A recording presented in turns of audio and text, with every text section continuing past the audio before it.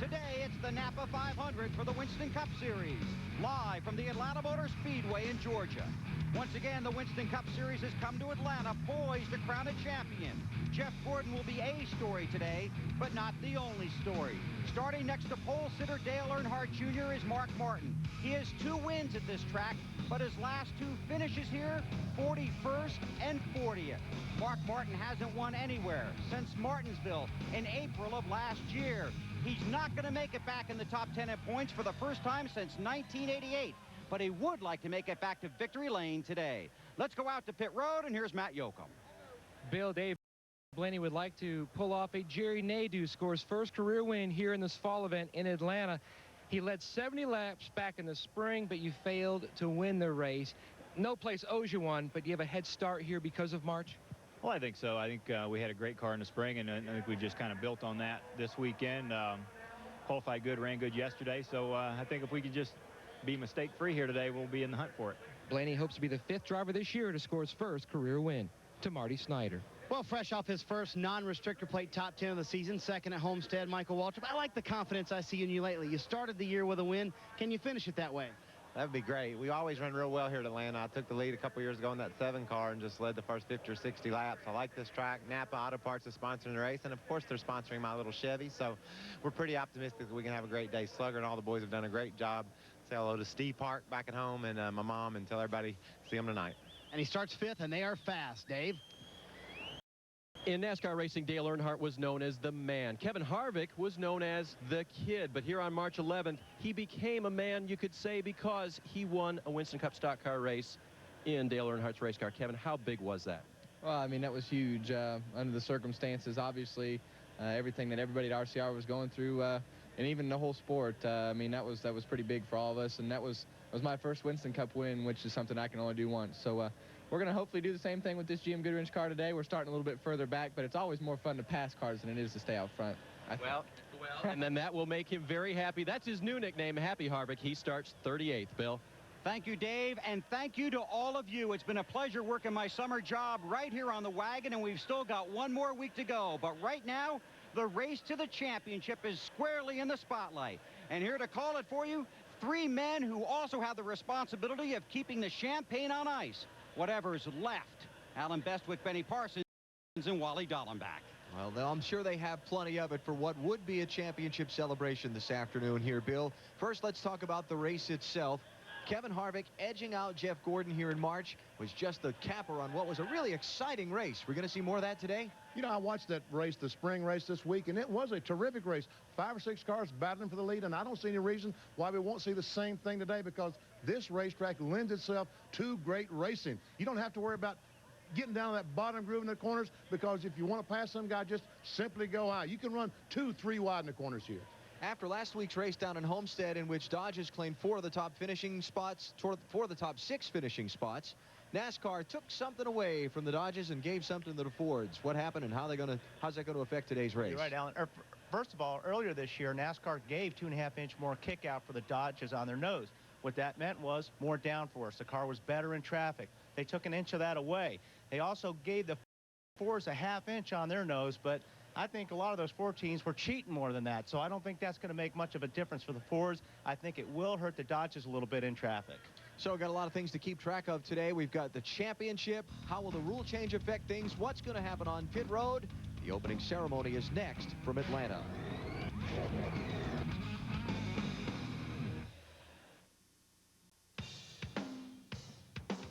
The NAPA 500 from Atlanta Motor Speedway is brought to you by NAPA. We keep America running. By Dodge, you can take life as it comes, or you can grab life by the horns. Dodge. By new Pepsi Twist. Pepsi and Diet Pepsi with a twist of lemon. And by Goodyear, on the wings of Goodyear. A Bill Elliott win last Sunday and beautiful weather this weekend have brought a huge crowd onto the Atlanta Motor Speedway, where the NAPA 500 begins shortly. Let's go trackside for the opening ceremony. Our Father in heaven, we thank you for assembling us on this beautiful day, the great state of Georgia and the land of the free. We ask for your blessings of protection upon the fans as well upon the participants today. We ask, Father, that your presence would be very real to us as we recognize that each of us are under your authority today. We ask these things in the name of your Son, Jesus Christ our Lord. Amen.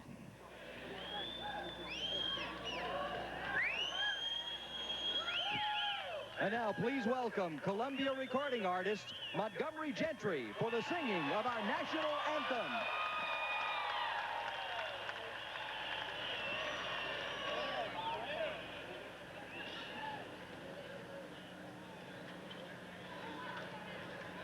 Oh, say, can you see by the dawn's early light what so proudly we hailed at the twilight's last gleaming, whose broad stripes and bright stars through the perilous fight o'er the rampart we watched were so gallantly streaming.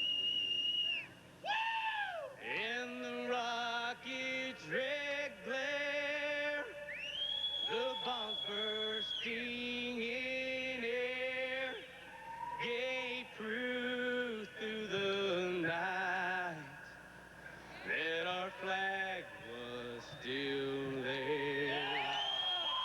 Oh, say does that star-spangled banner yet wave?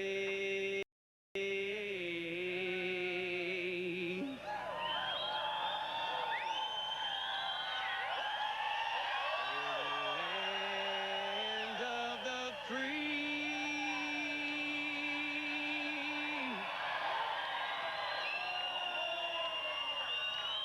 and the home of the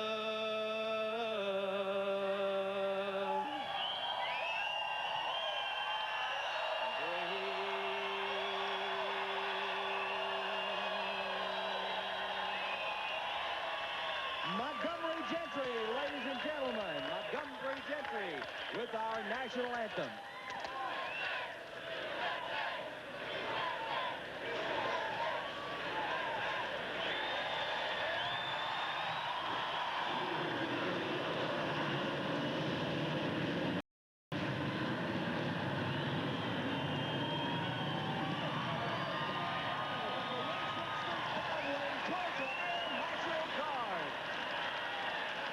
And now, for those most famous words in motorsports, Baseball Hall of Famer Phil Niekro. Gentlemen, start your engines. Thank you, Phil Niekro.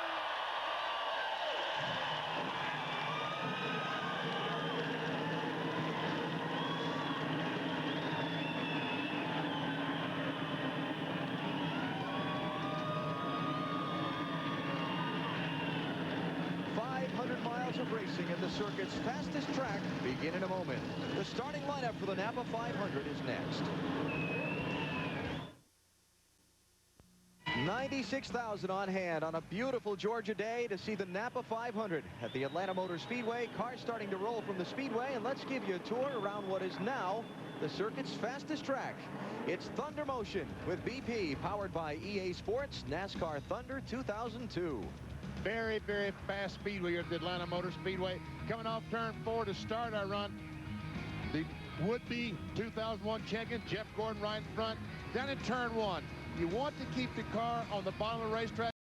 When the tires are cool, when they get worn, you can go up the racetrack. It's not a problem. As you see those guys in front, give Jeff a little bumper. Wow. That's not good, BP. Be bumping Not good, BP. Man, I'd have people mad at me if I hit Jeff Gordon. Same thing in 3 and 4. You can go down the bottom of the racetrack, or if it gets too slippery there, move up the racetrack. It really doesn't matter. But anyway, I beat Jeff Gordon down back to the start-finish line. EA Sports NASCAR Thunder 2002, now available in stores.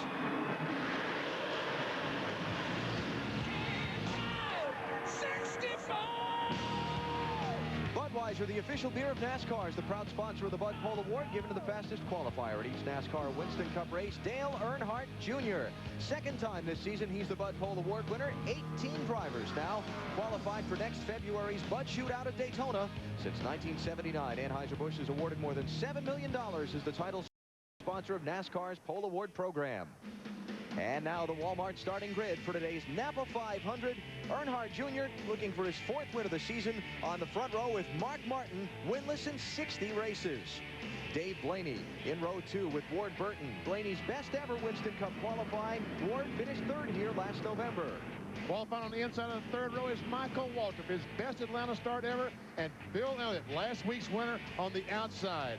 In row 4, great qualifying run for Kevin LePage, still looking for a ride for next year, and Johnny Benson. 5th row, Stacy Compton has failed to qualify for this race the last 2 years. He's in the top 10 now, and Joe Nemechek, the Rockingham winner. In row 6, Hutch Strickland making his debut for Bill Davis Racing in a Dodge. 3rd effort for that team. Tony Stewart, fastest in final practice. On the inside of row 7 is Ricky Craven. Best Atlanta finish is 12th. And Todd Bodine on the outside had a 3rd place here 7 years ago. On the inside of row 8 is Elliott Sadler. Let's try talking to Elliott. Elliott, Benny Parsons, you got me? Yes, sir, BP, loud and clear.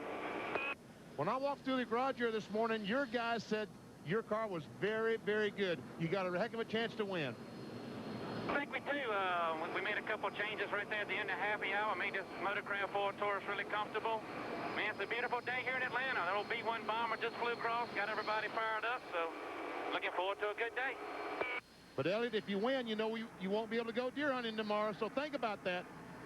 Oh, no, BP. We're going to go deer hunting tomorrow no matter what. We just might get there a little later, so definitely looking forward to starting deer season in the morning, but definitely want to get to victory lane like our truck driver did on Friday, winning the truck driver's award. Barry Shepard. Want to say congratulations to him, and hope we'll have a good day for Motorcraft and everybody aboard this car. Good luck, Elliott. Thanks. Thank you, BP. Elliott Sadler in the Wood Brothers car, going to come from 15th starting spot. Continuing our look at the starting lineup, Mike Wallace and Kyle Petty back in row number 16. And look at this, Dale Jarrett qualified way back in row 17. He's never qualified outside the top 10 since the track was laid out in this manner. And ever since teammate Ricky Rudd took a provisional alongside March's winner Kevin Harvick. Bobby Labonte, last year's champion back provisional land, and Kenny Schrader. Labonte considered the Atlanta master. Jerry Nadeau, defending winner of this race. Very fast in final practice. Going to be fun watching him come from row 21. And Terry Labonte brings up the rear of the field. Failed to qualify. Look at that list. Ron Hornaday, Robbie Gordon, Jason Leffler, his final ride in that 01 car. It was tough here on Friday in Bud Pole qualifying. Final stories from pit road. Let's go to Matt Yoakum. Alan, 4 drivers who won in 2000 are still winless in 2001, and Terry Labonte couldn't pick a worse racetrack to try to end his losing streak that dates back to 1999. He hasn't led a lap in 39 consecutive events. They brought a brand new race car to Atlanta, hoping to go to victory lane. They qualified 43rd. New car blues. They made wholesale changes, hoping to hit upon something today and get Labonte his first career Atlanta victory. To Dave Burns. Matt, it was announced this weekend that Jimmy Spencer will not drive this 26 car next year. He'll drive another car. But it was known a couple of weeks ago by several important people, including his crew chief, Donnie Wingo. And Donnie and Jimmy had a conversation. Donnie said to Jimmy, you know what? Now that you're leaving our team, are we going to race the rest of the season? We're just going to hang around. And Jimmy said, we are going to race. Last week, they ran in the top 10 all day. And here at Atlanta, he is not bad. His best finish is 4th, and he hopes he can take home a win before he leaves the Travis Carter Racing team. To Marty. Well, Dave, Atlanta is not Tony Stewart's best track. In fact, his best finish is 11th in his first start here. So the team decided to test here a couple of weeks ago, and they discovered several things, including the setup underneath the car right now, and the results are amazing. They are very fast and very consistent. But Greg Zipadelli just told me, hey, we've been fast the last 5 weeks, and we don't have a win to show for it. Today, we must close the deal. To Bill Weber.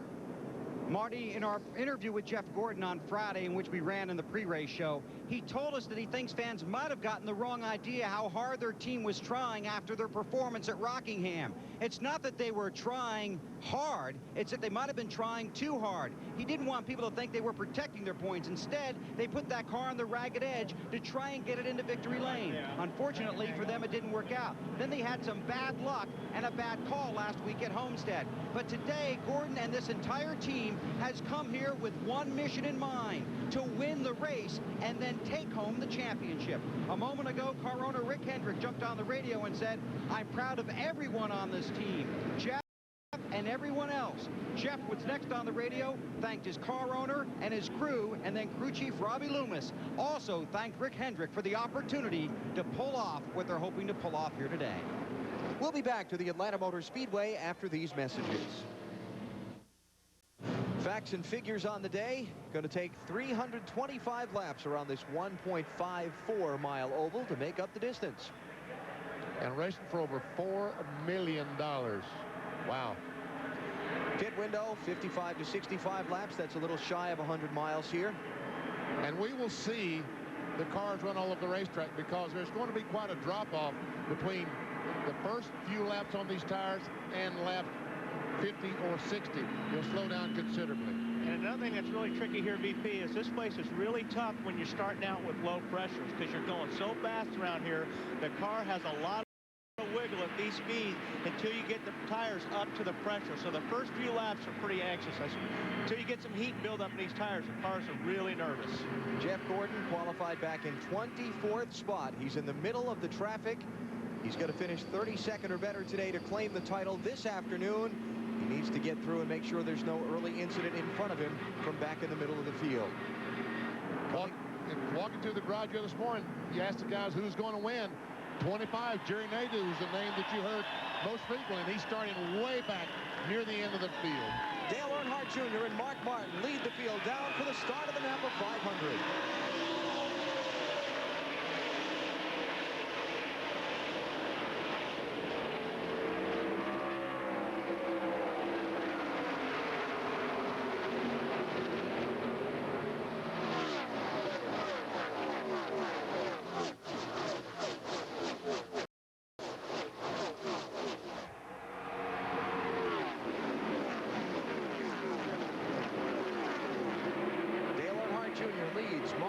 Slides into second. Dave Blaney is third.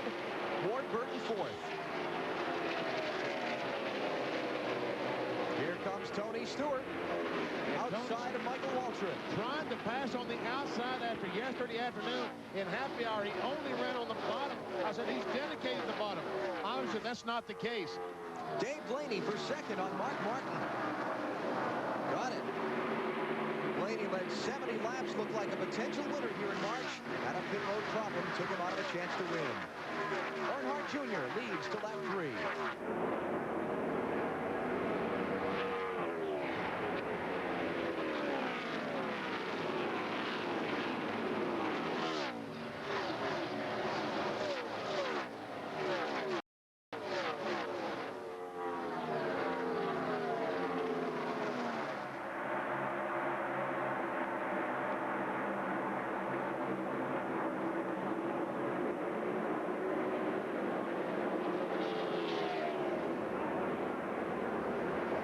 Boy, is Tony Stewart flying. He is really going somewhere. But I tell you, Dave Blaney, that 93 car, is also going somewhere. As we ride along with Bill Elliott and watching that battle between Ward Burton, the 22 car, and Tony Stewart. Tony started 12th. He just took 4th from Ward Burton.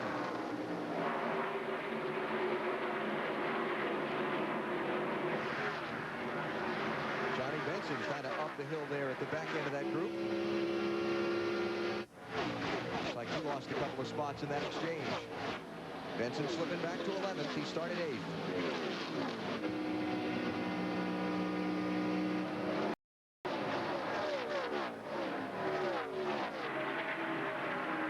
There's Todd Bodine.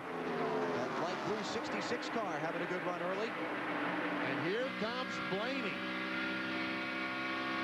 And he's doing it in the right place, right in front of this huge crowded Atlanta Motor Speedway. New leader. And that's one of the lame duck brigade. Drivers that are going someplace else next season, but they're sure not scrimping on their effort here.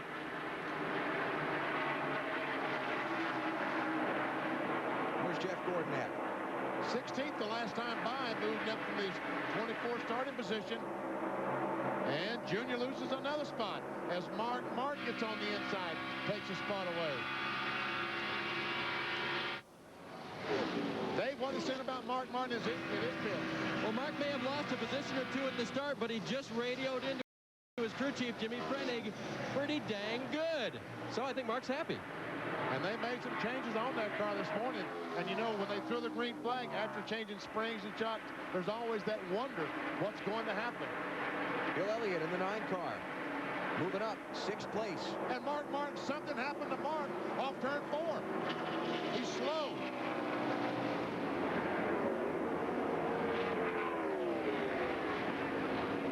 He wouldn't have just decided to go follow Tony Stewart, would he? No, I think that look at the left rear corner of his car. Does it look like something's wrinkled up there? Yeah. Yes. Yeah. Uh-huh. Well, that's why he went up the racetrack. Wow. He's got the back mark, got an arrow loose there, and on board with Dale Earnhardt Jr. And what? I'll get back to it here. See, Junior didn't hit him until he got a little bit loose and had to squeeze off the throttle. When Mark did that, that's when Junior ran the back of him. So we'll put that in under nice save, Mark. very nice save. And that's probably going to affect Mark's car a little bit, I would think, BP. I don't know what that thing's sailing out there in the left rear behind that left rear tire. We'll have to keep an eye on it. Second place, Tony Stewart on the move again.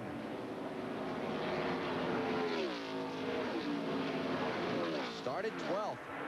And talking to Greg Zippadelli, the crew chief on this 20 car, you could just feel the confidence that he had this morning about how well they were going to run. But while Stewart has moved to second, he is 2.6 seconds behind Dave Blaney, the early leader in the NAPA 500 in Atlanta.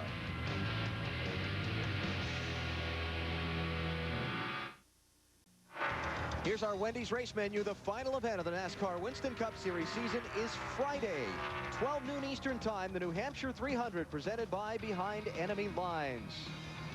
Might be a little chilly in the old flat mile oval, but I'll tell you what, it's going to be a great race. Final event of the season, nothing left to do but win. And we look down on our Atlanta Motor Speedway, courtesy of the United States Army, an army of one.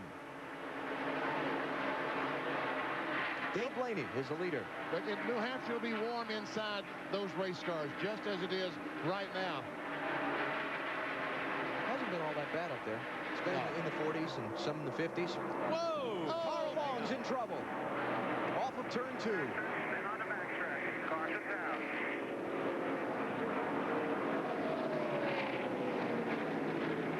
down. Lap 16, first yellow of the race. Carl was running about 29th to 30th the last time by. Yeah.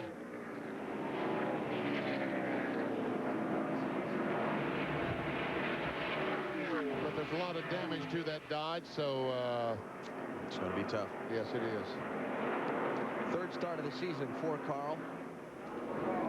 And Dave Blaney brings the field back around to the caution flags. And Dave Blaney says, shucks. Darn it. Darn it. Let's take a look at what happened off turn number 2. Well, he's right in the middle of everything right here. Well, he just lost it all by himself. He may have had not a whole lot of air on that car in that group of cars, but car just got away from him. I would say, I don't know, BP. 18 may have taken a little bit of air off him, but well, I think he had cars on the outside and cars behind him. Just kind of the worst situation to get yourself in. Harvick inside, Mike Wallace outside. Watch these close calls. Definitely got behind on his steering. Which way do I go? Which way do I go? Okay. From inside the Interstate Batteries Pontiac of Bobby Labonte. This ought to be interesting.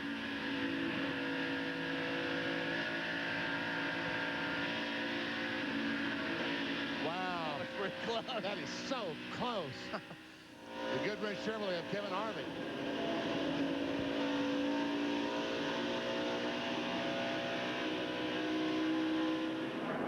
here they all come down pit road. Interesting to see how this new exit on pit road is going to work for these cars. First stops at lap number 18. So far, everyone is pitted except Terry Labonte. Dave?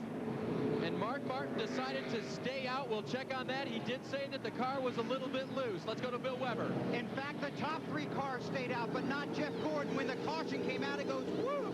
This car is excellent. We're fast. It's 4 tires, no changers. He has 2 tire carriers, both wearing helmets. Marty? Dale Earnhardt Jr. with 4 tires and will not win the race off pit road by a bunch. He pushes in. They fix that with air pressure. He is loose off. They fix that with track bar. To Matt. Kevin Harvick gambled with a 2-tire strategy. He said he was loose in and tied off. They took 2 tires because he came in 30th trying to gain some track position. Well, it's going to be interesting to see how that works. I don't know that 2 tires is going to work very well. Everybody I talked to, BP this morning, said that the 2-tire thing wasn't really a good gamble. But we'll have to see how it works out. But times really fell off, and everybody seemed to think that they were going to need 4. 5 drivers stayed out. Dave Blaney, Tony Stewart, Mark Martin, Terry Labonte, and Lance Hooper were under caution in Atlanta.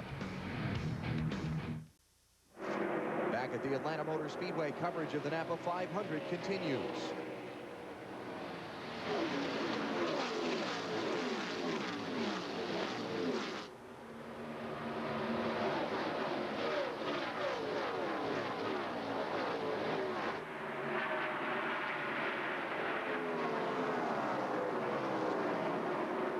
New leader, Tony Stewart. His car's not ill handling. Jeff Gordon. Oh, it's really rolling. He's up to 10th. 10th spot. So what was that you said at the top of the show? Well, you've said it actually the last 3 weeks. He wants to win the race. Maybe they mean it this time. Oh, they really mean it this time. Hey, they got their game face on down in that 24 garage area and pit area. Dale Earnhardt Jr. trying to move by Michael Waltrip. Had to be for 5th place.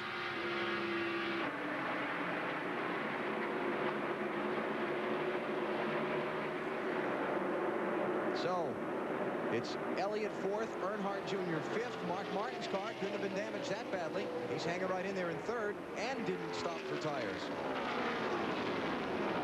Dave, how about the decision not to pit there? Well, Alan, first of all, Mark did radio in that the car was a little bit loose getting into the corners now. Jimmy Fennigan's crew chief and Mark talked about coming in, and then they indicated that they were sort of 50-50 on it, like they might have screwed up, but they're not too bad for staying out. So right now, Mark's got what he's got, just a little bit loose getting into the corner. And here comes Jeff Gordon. He took him 3 wide off turn 4. Inside of Todd Bodine for 7th, looking for 6th on Michael Waltrip. And they're going to be 3 wide off the 2nd corner. Oh, and Michael throwing the dust.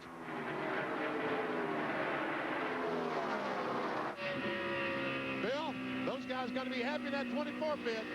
They're thrilled, and the man that is most thrilled is their driver. Extremely pleased with the way his car is handling Benny, is convinced he can get to the front, got help on pit road. 13.98 seconds from 14th to 11th on the pit stop. 3rd place, changing hands. Dale Earnhardt Jr. by Bill Elliott. And here comes Jeff Gordon on the inside of Todd Bodine. That's 5th. Sterling Marlin following Gordon stride for stride up through the traffic. Williams race chase interval from Gordon in 5th up to the leader, Tony Stewart. Here's Joe Nemechek on Michael Waltrip. Ward Burton, the 22 car, had fallen back. He was up in the top 10. He's still in 10th spot. He'd fallen back to 13th or 14th. He's now working his way back towards the front.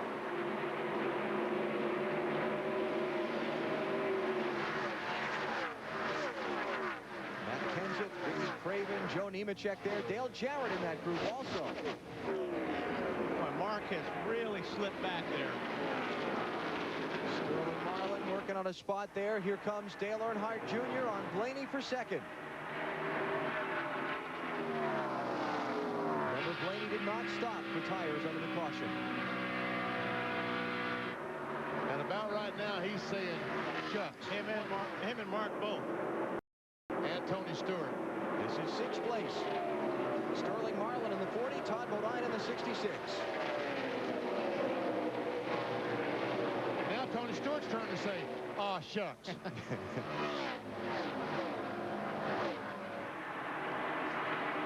New tires against old. Not much of a contest. Well, they've all learned a lesson, that's for sure, by what they just did. Nobody's going to be doing that again. So Dale Earnhardt Jr. goes back to the point for the second time in the race. He led the first 5 circuits.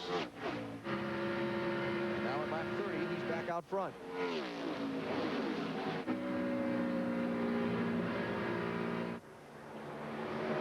Here comes Bill Elliott. This is for 3rd place on Dave Blaney. Elliott gets to the front. You're going to hear a roar. It'll make these grandstands shake.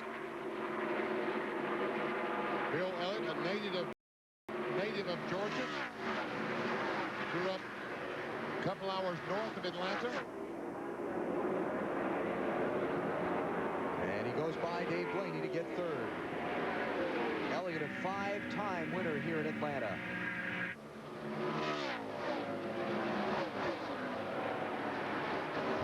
Gordon takes a spot from Blaney. Jeff Gordon right now is just in the absolute perfect spot. He doesn't have to. If he gets a chance to pass these guys, he will. He got a chance to pass Bill Elliott, he will. But there's no real rush to chase these guys down. He's in the perfect spot right now. Yeah. So Gordon to 3rd. Behind Dale Earnhardt Jr. and Tony Stewart. Early in the going in the NAPA 500 in Atlanta. You're watching NASCAR on NBC.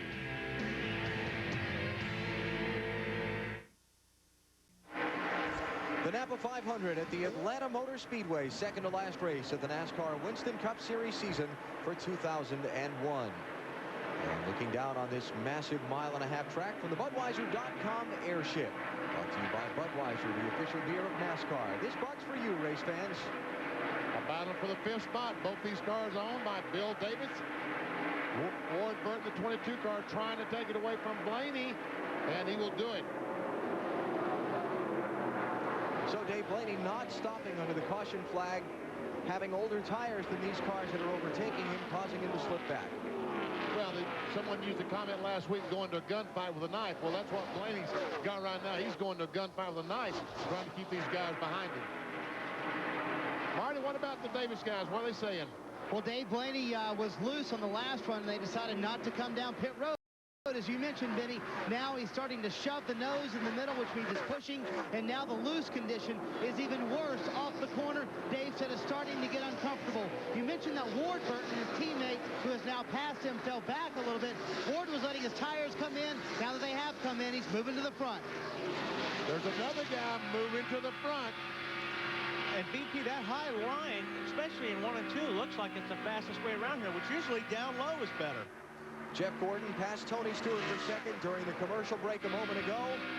Here he comes for the lead.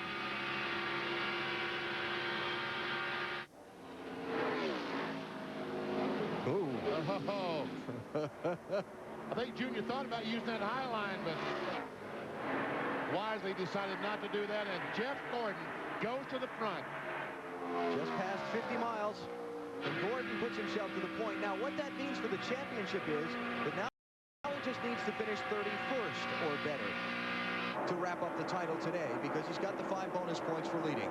And Bill Elliott going by Tony Stewart, taking over the 3rd spot. And Tony Stewart got him a bug. Yeah. Big red bug. Yes. That's kind of gruesome, wasn't it? Tell you what, Tony Stewart's hanging in.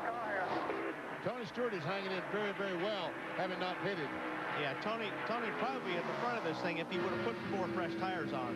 Problem for Stewart and Blaney right now, we're coming up on lap 50. They can only go about 55 or so before they're going to have to pit. And if they don't get another caution, that could be big. Yep.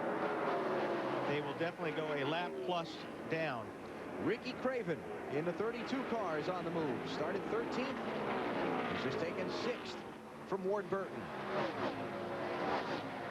Martinsville winner this fall in that 32 car. Alan, I think your batters in your computer are getting weak again, because I think that Jeff Gordon, before the race, had to run 32nd or better. I think now it's about 33rd or better.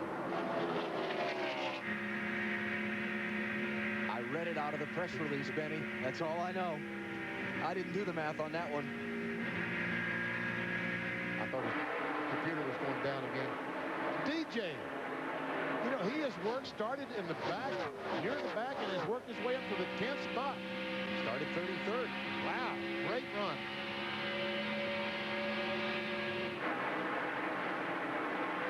Junior's hanging in there pretty tough with Jeff Gordon. Trying to.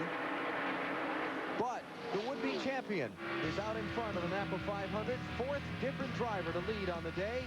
Yeah, you know I like the way you slide, slide, I still hear some voices. Oh, baby, can't you see there ain't no paper?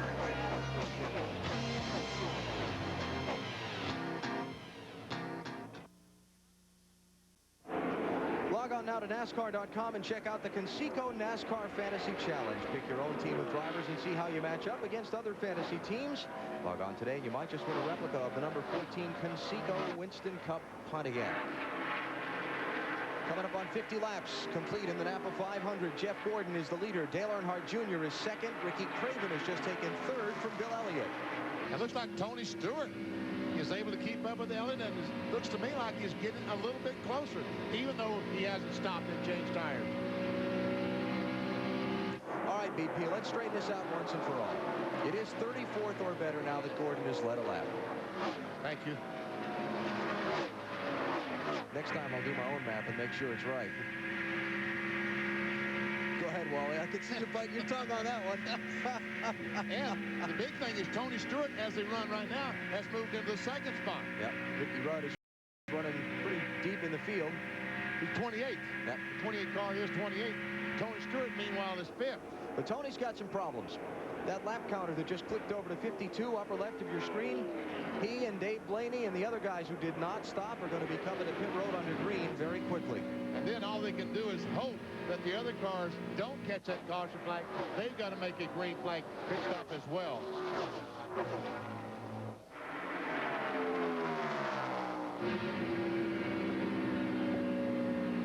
Stewart started the race back in the 12th position, very quickly moved through, took the lead, led for 8 laps. Now has been shuffled back by some cars with fresher tires. And within the next 2 or 3 or 4 laps, we should be seeing him come to pit road. He may get Bill Elliott for a spot first.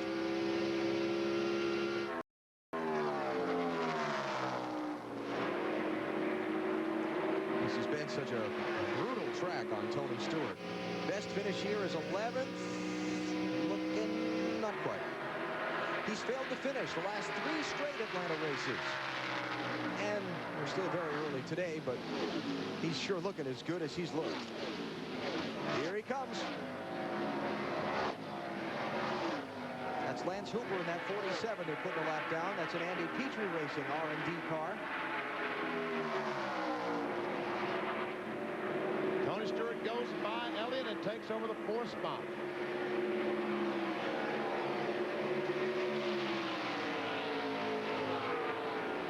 And he is 5.9 seconds behind leader Jeff Gordon. Turn is really good. It's just trying to get the rush, hit that middle. Just slide that nose a little bit too much. Listening to Jeff Gordon's radio as we go through the field and check in on how some of the top runners are doing in the early going. Bill Weber. Well, Alan, obviously you had Jeff Gordon doing very well. 24th to 1st. Called in a few minutes ago. Said the car's pushing just a little bit. It was tight when he went back out. Gordon 24th to the leader of the race, Marty. Dale Earnhardt Jr. a little loose, or tied in, a little loose off. He said the car is really good, and these guys have not had a top 10 in the last 3 races. Remember, he pitted last time and made the adjustments he needed. Bill?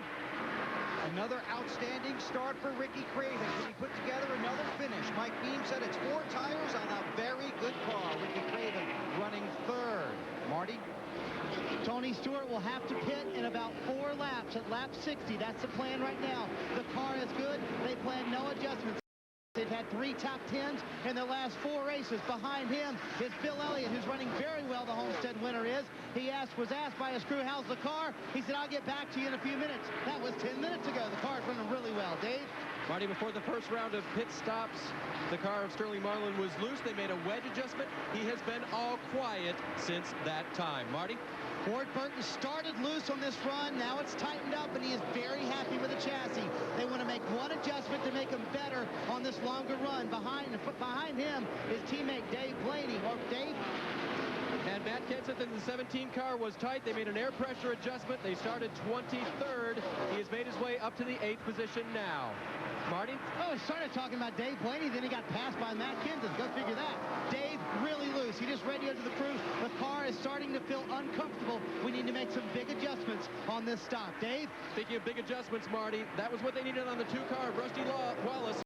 He was loose. They made a track bar adjustment. Now he's a little tight. I guess they made a really big adjustment. Matt? Dave, Dale Jarrett just dropped from 10th to 11th. It feels like he's better in 3 and 4 than 1 and 2 in the final practice session. They tried to mimic Jeff Gordon's line because they liked the way Gordon's car looked up in the banking. Meanwhile, the 18 car, Bobby Labanio, 4-time winner here in Atlanta. He had to restart back in 42nd after they had to make a second pit stop because they had a loose lug nut on the left front. Started 42nd. He's climbed up to 12th. He likes the car, just tighten traffic. Ricky Craven going for second spot. And folks want to see a high line. That's a high line. And takes that spot away. Cars that are being able to use that high line are the cars up front. Jeff Gordon, the 32 car, Ricky Craven. Those guys are really high, especially in 1 and 2. It's working for them. Craven started back in 13th. Runner-up position now with lap number 60.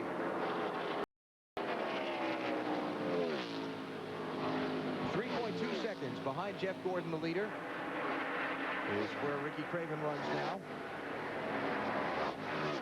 This is for 5th place. Sterling Marlin coming up on Bill Elliott.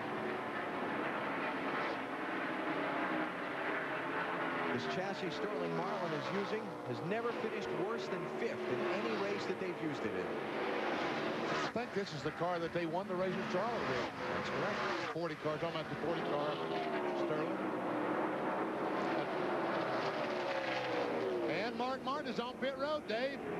Betty, Mark Martin had a great race car this weekend. He qualified second, and he was in a really good mood. But unfortunately, that contact with Jale Jr. put him in a bad mood. His car is very loose now. They're going to make a big chassis adjustment, put on 4 tires and fuel. This was about as long as they could go on a fuel run here at lap number 61. They will finish the process and send him back out on the track. Looks like Tony Stewart's making his way on the pit road as well. And Dave Blaney tried to pit the last time, and I think missed pit road. Meantime, this is for 4th place. Marlin gets it. Marty? Tony Stewart comes down pit road very slowly, Alan. Remember, they are in a big battle in the points. They're trying to pass Ricky Rudd for second. Currently, Stewart is 59 points behind. The team is very cognizant of that today. He wants to know where Ricky Rudd is on the racetrack. They want to try and pass him today, so they have a margin for error at New Hampshire next week. It will be a 4-tire stop for Tony Stewart, and it will be no adjustments as Dave Blaney also comes down pit road. Stewart leads. Blaney missed pit road. You were right, Benny, last time. The car very loose for Blaney. They will make an air pressure adjustment, trying to help him out a little bit, and he said the car very uncomfortable at the end of that run. And poor Dave Blaney, twice he had trouble getting on pit road. The first time, he just totally missed pit road, had to make another lap, and almost missed pit road the second time by. So there goes Jeff Gordon by to put Blaney, I guess, 2 laps down. Well, I mean, the second time was weird. You didn't see it on screen, but while we were watching the Stewart pit stop, but he had the brakes locked up and the smoke boiling. It was like he wasn't getting all out of the brake pedal he was looking for. You're right, Alan. I don't understand that, because you know if you miss it the first time, you're going to be a lot more careful coming in the second time, and he actually looks like he locked the brakes up coming in the second time. Let's go back and take a look at that second attempt at pit road on Dave Blaney. See, he's already going slow. It's not, he's got a lot of front brake in that car by the looks of it. And that's maybe why he missed it the first time, BP. If you got too much front brake, the car won't turn. Well, that's exactly what he did the first time, smoked up. Because when I looked up, I thought someone had spun when Martin was on pit road. It was the same situation. The 93 car locking up those front brakes. Oh, look at Jeff. That's a high line, too. He's up there against that wall. So Blaney and Mark Martin are both 2 laps down now by being as far behind the leader as they were when they pitted, and Blaney having his problems. Tony Stewart is 1 lap down in 39th, and hoping the rest of these guys have to come in before the yellow flag waves. Pins and needles time for Stewart and his crew. Oh, wow. That was close. Jr.'s not leaving a lot of room for error today. We saw that little run-in he had with Mark Martin earlier. And once Blaney gets some temperature in these tires, he should be able to pass these guys and move on, and maybe get at least one of those laps back under the green here. He's not that far behind Jeff Gordon to get one of them back. He's overtaken the second-place car there of Ricky Craven. Marty? Well, James, Robin Barker is his crew chief, and what happened when he missed pit road, and then the second time looked like you have too much front brake in? We possibly could. The first time he just got in a little hot and had to go all the way around. We got tires on it now. As long as we don't get a caution, we'll be fine. All right, Robin Barker acting as a crew chief this week. Normally, Scott Wimmer's crew chief in the NASCAR Busch Series. They have done a great job all weekend. He told Dave on the radio, be very calm. You have the best car here. Take care of it. Race the racetrack. And Jeff Gordon continues to lead, and Blaney is closing in on Jeff Gordon. But right now, both Craven and Dale Earnhardt Jr. are faster than Jeff Gordon.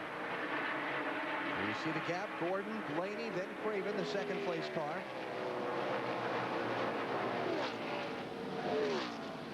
Leaders all stopped at lap 18. So they got to sweat it out for another 9 laps. Yeah.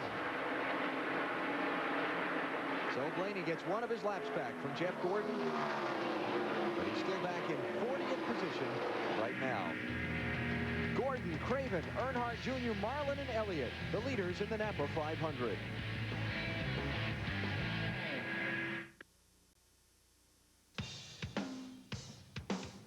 The NAPA 500 from Atlanta Motor Speedway is brought to you by NAPA. We keep America running. By Budweiser, with the crisp, clean, refreshing taste you'll find in no other beer. This Bud's for you. By 1-800-CALL-ATT for collect calls. Just dial down the center. 1-800-CALL-ATT. And by the Home Depot, the official home improvement warehouse of NASCAR. Here's the pass for the lead. A minute ago, Ricky Craven and Dale Jr. by Jeff Gordon. Gets on the inside, going in turn 3. And Jeff Gordon really didn't fight very, very hard because Craven's down. Look at Jeff right to the top of the track. Craven goes down the bottom. And as I said, Jeff didn't really fight that too hard. Well, the car looks like it really got tight there in the center, and that's what he'd been complaining about earlier. He's on pit road. How about it, Bill? Here comes 24. And while his car's been just a little bit tight, he could have stayed out a little longer on fuel, but they learned on the first run how good this car is, so they don't want to take any chances. This is 4 tires, a slight air pressure adjustment to help the car, try and prevent it from getting so tight. Gordon knows he has a good car, wants to see if he can get it to the finish line first. At the end of the race, he's on his way. Great pit stop. Matt, 99's in. And Jeff Burton in for his service. He came in 21st, 1-rounder wedge in the left rear. He said his car was tight in the middle and loose off. They've been struggling all weekend. His biggest problem, entry to turn 3 to Bill Weber. Ricky Rudd is on pit road. His entire pit crew wearing helmets, most of them wearing skateboard helmets. His car has not been that good early in the race. It's a track bar adjustment, then 4 tires in fuel. They've taken some guys from the 10 Busch team and got a jackman out of semi-retirement to pit the car this week. Leader Ricky Craven is in. You see him leaving his pit stall in the 32 car. Michael Waltrip's in. Marty? And remember, he took 2 tires last time, Alan. They picked up a very bad push. It will be 4 tires, and Slugger Labby says, I won't take 2 tires ever again. The rear tire changer kind of fell down when he came across to Dave Burns. And the 40 car of Sterling Marlin, they said they were good. They're going to make a 4-tire change, no adjustments, and a full load of fuel for Sterling Marlin. Great pit stop, Marty. Bill Elliott is very good, and he is in pit road. A little bit loose. They will make an air pressure adjustment, trying to tighten up Bill Elliott just a little bit, and it will be a 4-tire stop for last week's winner at Homestead and the hometown boy. And I see that Ray Evernham has helmets on his pit crew. Attaboy, Ray. Dale Earnhardt Jr. is still the leader. Here comes Rusty Wallace onto pit road. Kevin LePage, Kevin Harvick, Mike Wallace, Stacy Compton, all in for service. Dave? Rusty Wallace is in there. He was a little tight. They made a track bar adjustment before, remember, and it was too severe. So it doesn't look like they're going to change it much right now. They are going to put on 4 tires and fill it full of fuel. Matt? Dale Jarrett's car is stalled after a stop. His crew is trying to push him start. They all have helmets on, either hockey helmets from Nike or Simpson race helmets. His car still will not fire. His car was tight. They made a track bar adjustment. A lot of loss of time here on pit road for Dale Jarrett to Dave Burns. Matt Kenseth having a good run as well, Matt. This time he was a little bit tight. Said they were going to make a wedge adjustment and also take some air pressure out of the right front tire to help Matt get around this track. He's gone. Leaders in, Marty. And Dale Earnhardt Jr. will come down pit road. He was very happy with the car on that last run, just a little bit tight. So what they're going to do on this stop is take a ½ pound out of the right front tire. Remember, he also is in a big points battle, trying to get 6th place. He wants to finish in the top 5. He's 32 behind Rusty Wallace for 6th in the points. A good stop going so far. They'll pull the tearaway away. A little smoke from the brake dust off of Dale Earnhardt Jr.'s car. They drop the left side. He's on the track. Very good pit stop. 14.5 seconds. Filling the car up with fuel.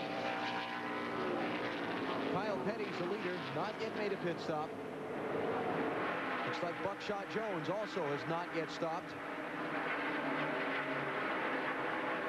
And then it's going to cycle back around to Tony Stewart. Got his wish. No caution from the time he stopped to when everybody else had to come in.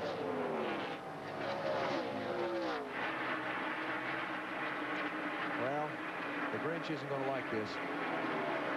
Jimmy Spencer, stop and go penalty, speeding on pit road.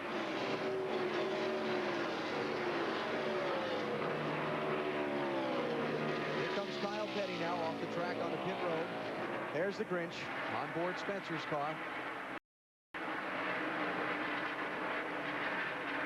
And obviously, Spencer was speeding as he was leaving pit road and not coming in. They penalize you while you're sitting in your pit if you penalize coming in, but leaving, you got to come back in for the penalty. Now, right side are on. Crew goes around. Left side's 13, 14, 15. Okay, guys. 16.5, not bad. That one lap Kyle Petty led was the first time he's led a Winston Cup race since June 2000 in Pocono. And a tough road rebuilding Petty Enterprises. Buckshot Jones is also leaving pit road. So that cycles the lead around to Tony Stewart.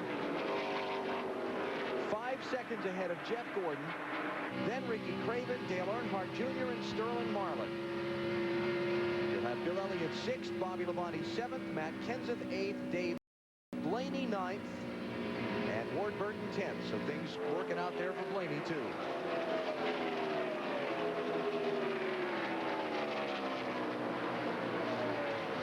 And also Mark Martin, who had done the not hit under the first caution. He's back on the lead lap in 15th place.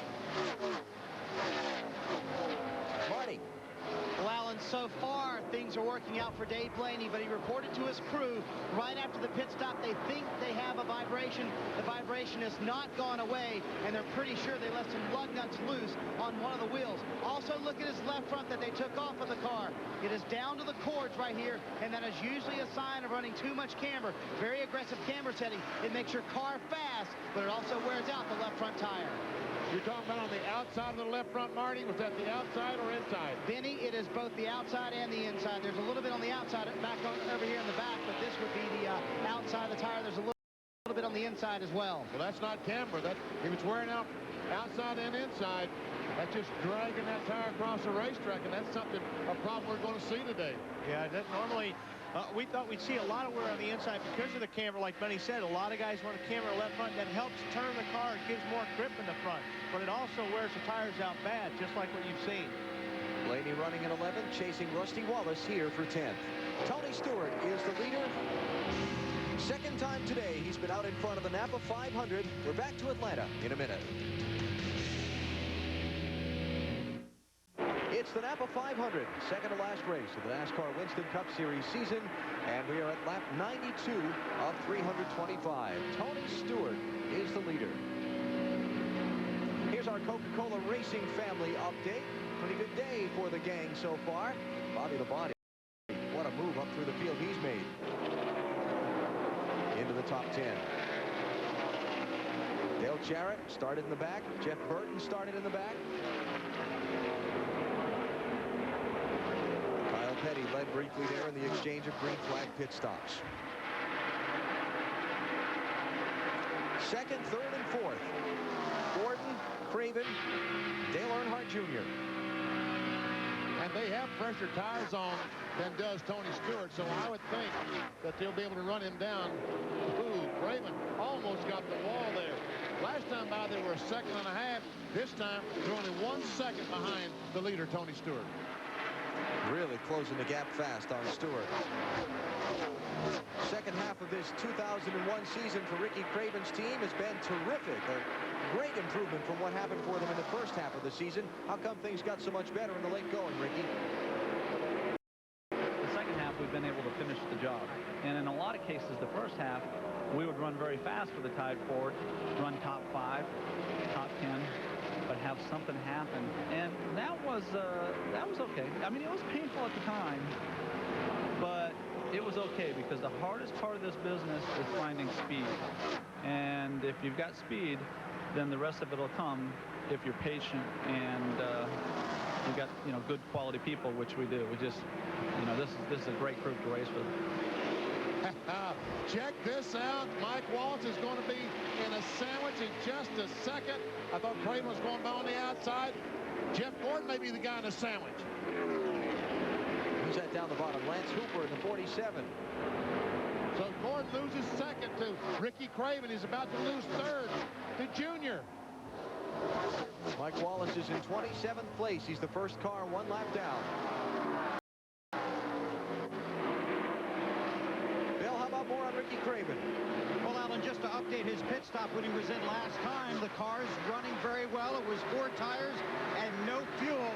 Right now he's in that mess with Jeff Gordon, and Gordon telling his crew that he's just being patient here, making sure again, as we talked about earlier, that his car is around at the finish. Craven and Gordon, of course, very good friends. Gordon's car good, Craven is also, so watch both of them. Look at Dale Earnhardt Jr. And look at all these guys. I thought they were going to come off 4 wide for the lead there with some of these lap cars a minute ago. They're 3 wide, 2 on them, 3 wide. Mike Wallace sticks his nose between Andretti and Junior. Oh, man.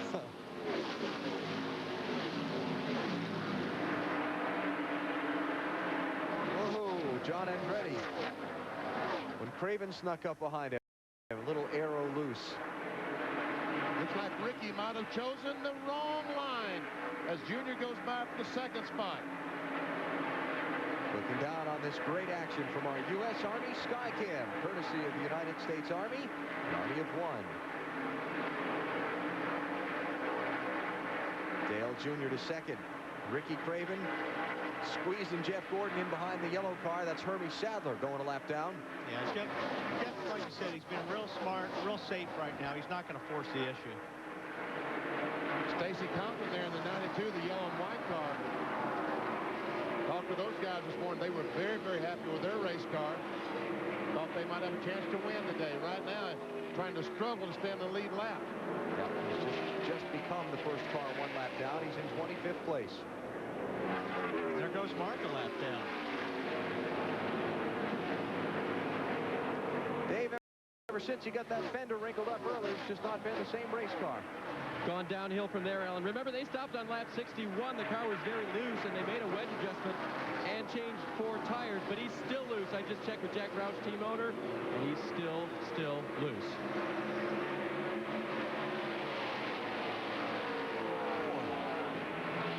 This is terrific action.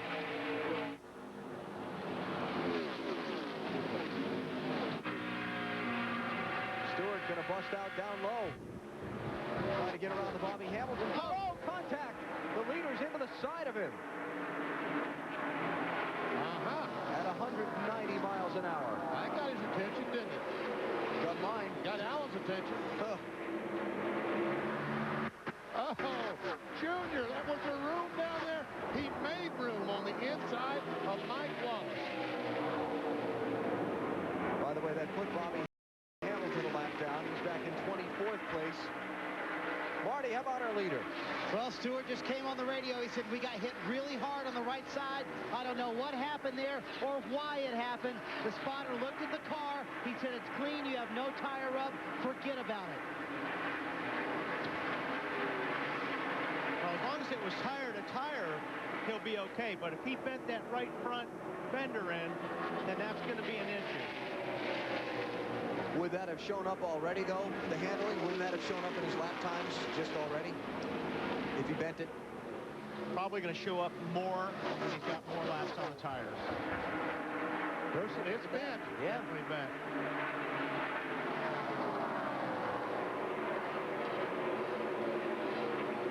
So that could be an adventure as we wear on here. Keep an eye on that for Tony Stewart. Here comes Dale Jr. trying to put away the lap car of Mike Wallace.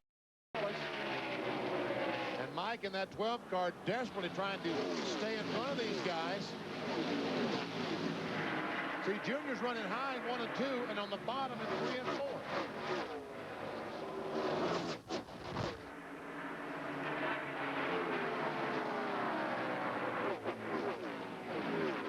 But that's one of the great things about this racetrack, Benny, as you talked about in our opening comments, the fact that the layout, the shape, and the pavement allows you to use it all. And, you know, I think that's exactly, this is the kind of racing we're going to see at the new Kansas and Chicagoland Speedways in a year or two. When that pavement starts getting worn, I think this is exactly what we're going to see. We didn't see this here in '97 when this track was first made out this shape and had fresh pavement. It took a couple of years. It was exactly like Kansas and Chicagoland. Tony Stewart is leading Dale Earnhardt Jr. by about 3 car lengths in the NAPA 500 from the Atlanta Motor Speedway.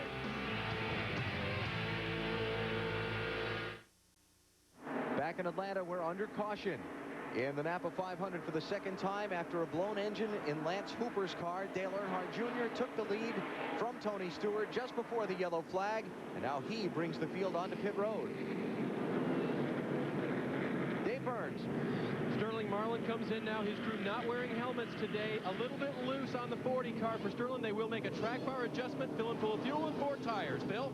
It's a wedge adjustment on Jeff Gordon's car. 1 round, just a little bit tight. It's 4 tires and fuel. Make sure you get the windshield clean, he said. A lot of bugs, Marty. Tony Stewart is here, Bill. The tire or the fender damage is not a concern. There will be 4 tires and no adjustments for Stewart. And a very fast stop for these guys as a collision on pit road between Ricky Craven and Jeff Gordon sent Gordon into the grass. Matt Yoakum. Service already completed for Bobby Labonte.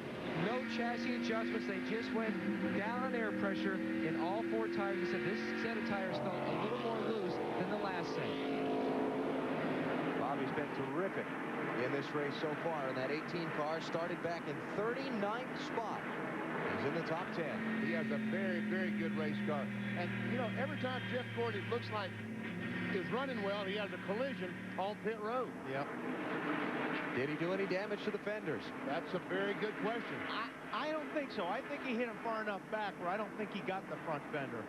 Let's go back and take a look at what happened. Now, just imagine a wall being there. If there would have been a problem, instead of being able to go in the grass like he does here, if there was a wall, that would have been real ugly. See, I don't think they even touched, as a matter of fact.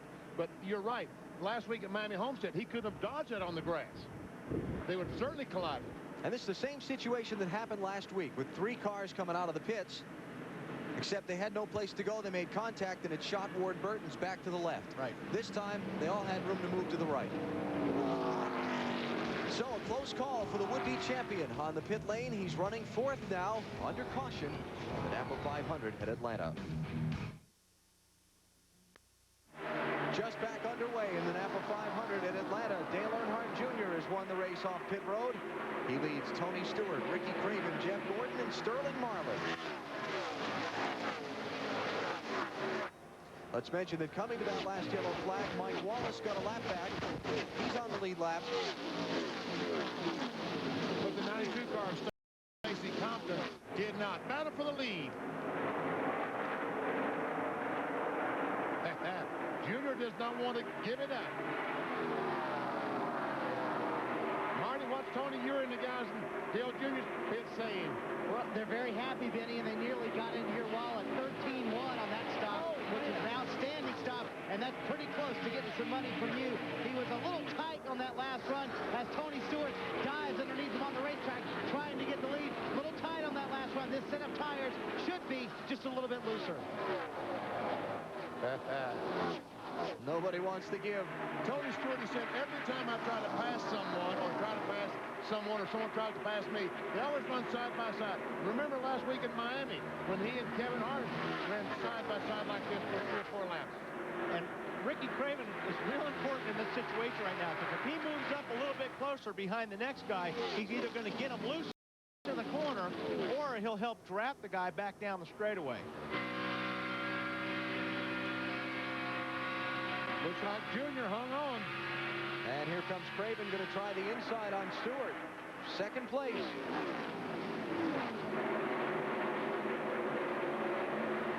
Slide job and move up and shut that lane off.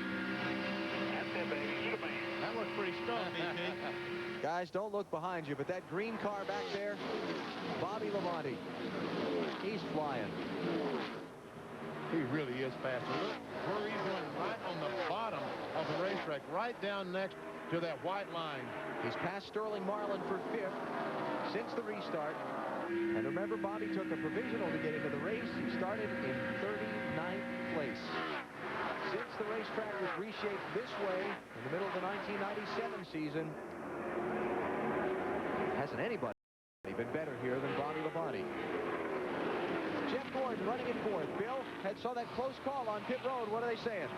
It was just that, just a close call. In fact, Ricky Craven even radioed back to his crew to tell Jeff, I really appreciate that he did that. There was no contact between the two. Now, before they went back to green, Jeff Gordon said, I'm having fun. Robbie Loomis said, that's the way it should be.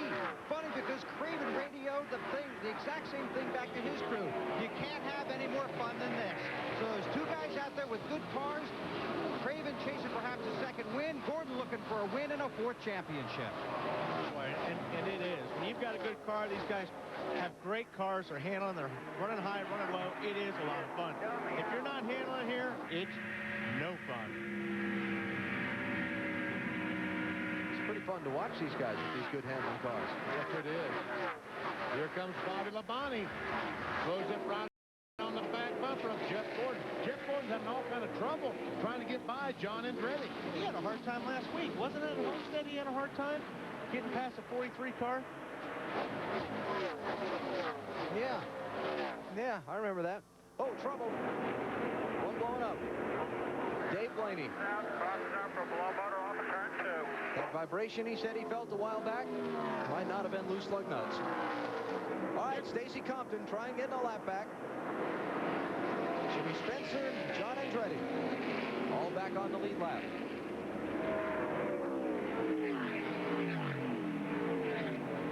Let me check that. Spencer was getting 1 of 2 laps he lost back. Man, it's too bad. Blaney has run so well here at the Atlanta Motor Speedway. Both races. This was back in March. Led 70 laps, left some lug nuts loose on a pit stop. And by the time he limped that thing back around to pit road and got it all fixed and repaired, he was laps behind. Wound up finishing well down in the pack.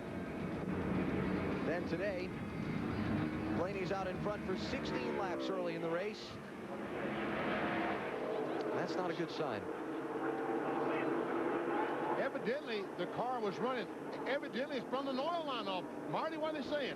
They don't know, Benny, and they're looking right now. They think it might be an oil line, but there's no oil up on the hood, so they're kind of looking around to see what it is. It smells of oil down here on the pit road, but maybe that was the vibration he felt earlier, something going bad in the engine and giving him an early indication it would be a problem later on.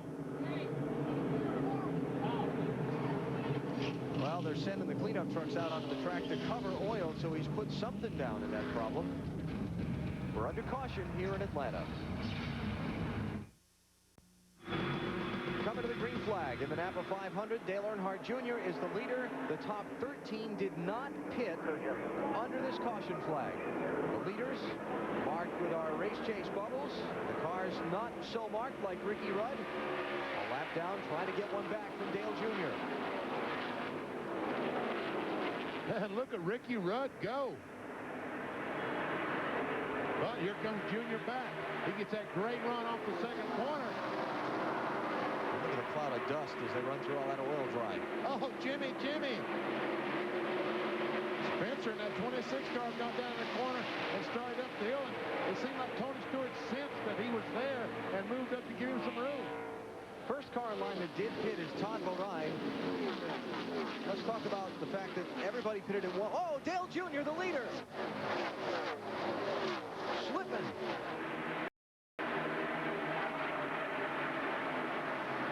Craven is out in front. Did he catch the wall, or was that just the camera catching the stop as it moved all the way around?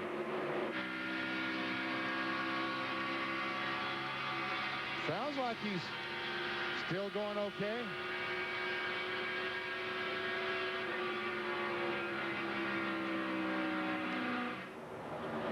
Looks like he's going okay. Going too fast there to get a good look at it. How about when you restart on the track that's had all that oil dry put down on it? Well, they brought the blowers out. They blew as much of it off the surface as they could. Yeah, you can only do so good with those jet dryers. And I'm certain that those cars down on the bottom that had to go through that speedy dry were slipping a bit. Marty? Oil dry is exactly what happened to Dale Earnhardt Jr. He hit a little bit, and being the first car in there, he's going to hit it first, obviously. And that's what happened to him. They brushed the wall a little bit, but Tony Eury Sr. said it's no cause for concern. Doesn't seem to be. Went back by Jeff Gordon. So Dale Jr. running in third. Ricky Craven starting to feel some pressure, too. Look at all that lap traffic mixed in there.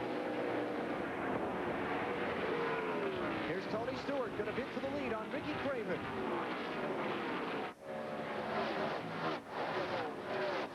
Bill Weber said a little bit earlier that Ricky Craven was overheating a little bit. So when they came in for that pit stop, they took a little bit of tape off the grill. So it's going to be interesting to see if Ricky might be handling not as well as before he got that tape off. If you take that tape off, the car may push a little bit more. And that's exactly what it's doing, Wally, actually, Paul. He's already told his crew the car's not nearly as good as it was, despite taking off that small piece of tape to try and cool things off.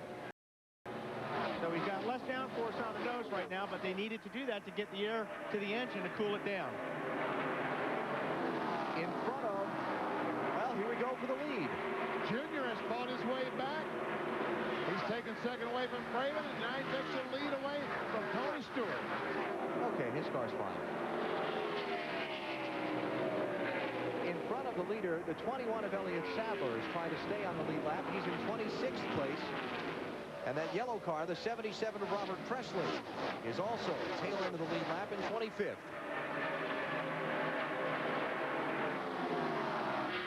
And Dave Blaney has just come back out on the Speedway, 12 laps down. 41st place, a hole in an oil line.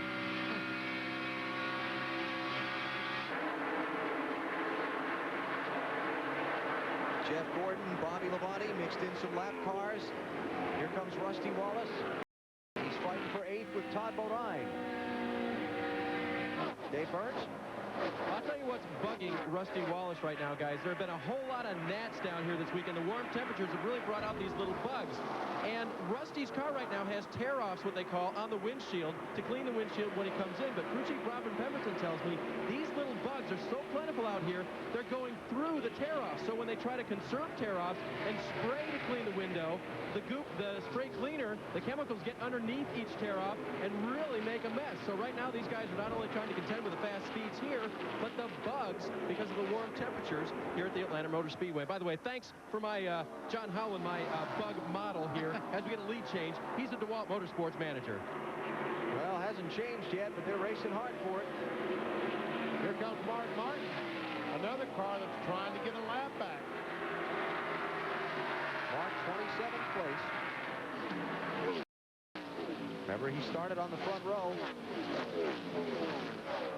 But got tagged by Dale Earnhardt Jr. earlier. It seemed to knock the handling on his car a little bit askew. Obviously, they've gotten that straightened back out because he's running very well right now.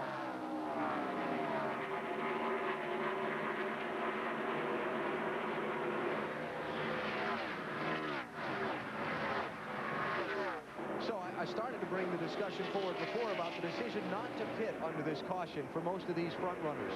13 cars stayed out at lap 121. At lap 109, they had pitted last. So not that many laps. Only 11 laps or so. Well, of green flag racing. Green flag racing. They may, who knows, they may live to regret it, just like it looks like it may cost Tony Stewart, Mark Martin, and Dave Blaney earlier on. Caution flag came out and saved them. They're playing it the way that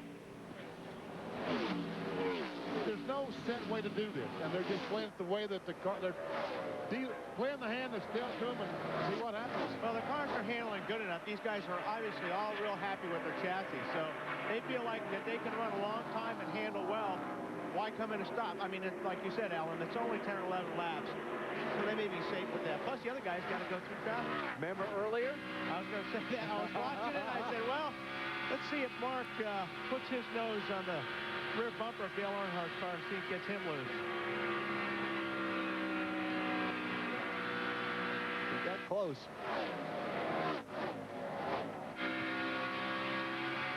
But he got so close that all of a sudden he's falling back. How about that? Jeff Gordon about to lose a spot. He's currently in the 4th position. Bobby Labonte is 5th. And Labonte's been run right on the bottom of the racetrack all race long and been very fast. Rusty Wallace running in 9th place right now. Starting back in 27th. Bill Weber. Well, Alan, a good run for Rusty Wallace from 27th to 9th so far, and two unusual things. You heard Dave talk about the bug story. Another thing that's a little unusual for Rusty is that he's running a high line. He saw some of the guys go past him. They were using a high line, so he jumped up there. His car comes in after about 20 laps or so, and then it really becomes a rocket. They tighten it up on the first pit stop, and Rusty knows this track is a challenge to get around throughout the day. The track generally always gets tighter and tighter as the day goes on. I've never seen the track loosen up ever in my life. It'll always start off probably as loose as it's going to be when it starts, and then the track just keeps tightening up, and you find yourself working really hard to try to loosen it up. So you got to have enough adjustability in the car that you can go that direction when the sun starts coming down. So Rusty Wallace hopes that it's his car that adjusts to the track better than anyone else. Good run for the two, Alan. There's your mention there at the top of the show, BP. That 25 car, I talked to Tony Furr, the crew chief of that car this morning, and he was awfully confident they had a good race car for here. And there he is trying to take the spot away. That's 9th spot from Rusty Wallace. But that is always a concern. The racetrack will change once or twice during a 500-mile race. You start, and the car's pushing, it's tight or whatever, you adjust for it, but usually the cars start very, very loose. And before the end of the race is over, the track has tightened up a great deal, like Rusty was saying.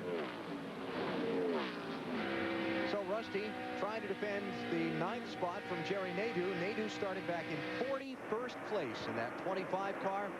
He is the defending winner of this NAPA 500. Dale Earnhardt Jr. out in front for the 5th different time today. He started on the pole. He's led the most laps as we close in on halfway. Your lead is closing in. Ricky Craven creeping up on Dale Earnhardt Jr. You know, Ricky Craven talked about his car not being as good because of the tape, but after they've run a few laps, he's right now definitely the class of these two cars. You know, I read in the manufacturers published this, all put out notes about the chassis that each team is using in the race today. And the Ford publicist said that this is the chassis Ricky Craven won at Martinsville with. Here in Atlanta, slowest track on the circuit, fastest track on the circuit. Go figure. Makes no sense. If it is, it's working. Yes, it is. It's a good car. That's what it tells me. How's Jeff Gordon doing? Jeff Gordon is struggling right now. There he is, back in 9th position. But don't be alarmed, Jeff Gordon fans, because Ricky Rudd, the 28 car, is back in 29th. He's a lap down to Jeff Gordon. Just coming up on halfway in this race, so things are looking good for Gordon to finally fight that Winston Cup Championship trophy off this afternoon. Check out our telemetry with Jeff Gordon. She goes down to 152 miles per hour. Down in turn 1. He will accelerate up to around 190. In turn 3, exactly 190. How about that? Should be a little bit faster down in turn 1. Probably 191, 192. Because the straightaway has a better exit and entry. It's a little bit longer. Just 191. Boy, you can really see that sun glare going into turn 1, too, as we ride there with Jeff. Heck, we aren't halfway yet. Yeah. If they're having problems with bugs out there, it's going to get a lot worse here in the next hour. So this is Jeff Gordon and how things are going for him as he's falling back to 9th. Let's compare him to the leader now and go on board with Dale Earnhardt Jr.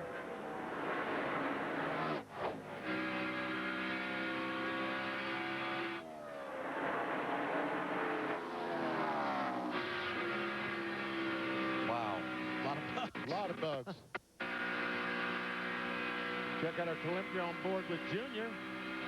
What we see, 191 on Jeff Gordon on the front straightaway. I think we're going to see more than that with Junior's car. 192, 1 mile per hour. Down the backstretch, we saw 190 on Jeff Gordon's car. Junior's car, 190. So you see, folks, the difference between 1st and 9th is just not a lot. But 191 miles an hour entering turn 1 at a 1.5 mile track. With the engine restrictions used at Daytona and Talladega, this is NASCAR's fastest track. And it's a mile shorter than Daytona. But they have the full 800 horsepower here. And you get the sensations of speed, I think, more here. When you go barreling down off that 400 mile an hour here in Atlanta, it feels like you're going that fast. I'll bet. I tell you what, Junior's really using that high line, going in the corner, while usually they let it drift up a little bit. He's using all that gray stuff entering turn 1. Tells me his car's a little tight, and he's using the racetrack trying to get it to turn. Yeah, I think both these cars look like they're a little bit tight, and I don't think Ricky can close on the 8 because when he gets close to the back of the 8 car, his car has a hard time turning. He can't turn the car, so that's why he's kind of back a little bit to get some air down on that nose. Bill, can you shed some light on the subject? Yeah, he's driving with one hand. That's a little bit of his problem in the 32 car. Ricky Craven's car is hopping out of gear. It has done it at least twice, once under caution, once under race conditions. He radioed in that he's having a problem keeping it in gear, and he just radioed back in that the engine is not going to take much more of that, and I can't drive all day with one hand on the wheel and one hand holding the car in gear. So that's one of his problems. And Wally, you know what he wants when he does come back in, other than getting that fixed? A bungee cord. Well, he'd like some tape back on the grill, too. That tape they took off that was giving him a problem and causing his car to be ill-handling after that last pit stop. But that car jumping out of gear is his #1 concern right now. Yeah, so they probably will put a little tape, like Bill said. He's going to need that on the front to help get some more downforce on the front, but they're also going to have to rig up some kind of a bungee cord and hook it to the back of the seat or something. So when you put it in fourth gear, you take that bungee cord and hook it on the stick shift, and that will keep the shifter back in gear. Little peek for the lead, not yet. I think that a crewman will have to jump inside the 32 car to install that bungee cord that Wally was talking about. They've got a side window here, don't they? Yeah, they do have So side I window. think Ricky's going to have to wind up doing that, or they're going unless they do it under a yellow BP, Ricky's going to have to figure something to hook that thing to. We are about 8 or 9 laps away from pit stops for these leaders. So let's take a commercial break here. Dale Earnhardt Jr. and Ricky Craven are the top two. Jeff Gordon running in 9th spot, trying to lock up the NASCAR Winston Cup Championship today. The NAPA 500 from Atlanta Motor Speedway is brought to you by Team Monte Carlo. The cars more champions depend on. Chevy will be there. By NASCAR Thunder 2002. EA Sports, it's in the game. By Walmart, always low prices. Always. And by Budweiser, with the crisp, clean, refreshing taste you'll find in no other beer. This Bud's for you.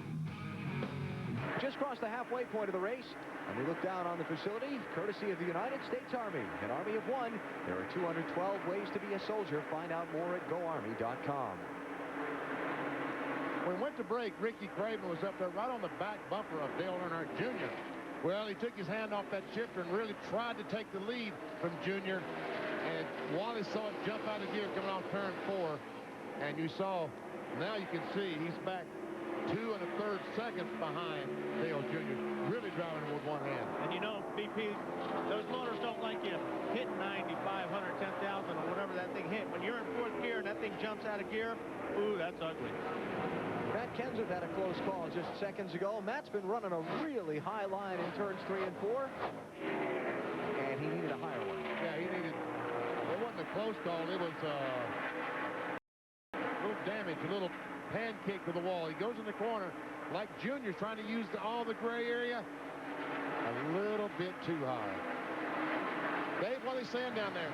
Benny Matt did radio in. He said the car felt fine after that incident. So at this point, they're not going to worry about it until they make pit stops in just a few laps. 14th place on the lead lap right now for Matt Kenseth.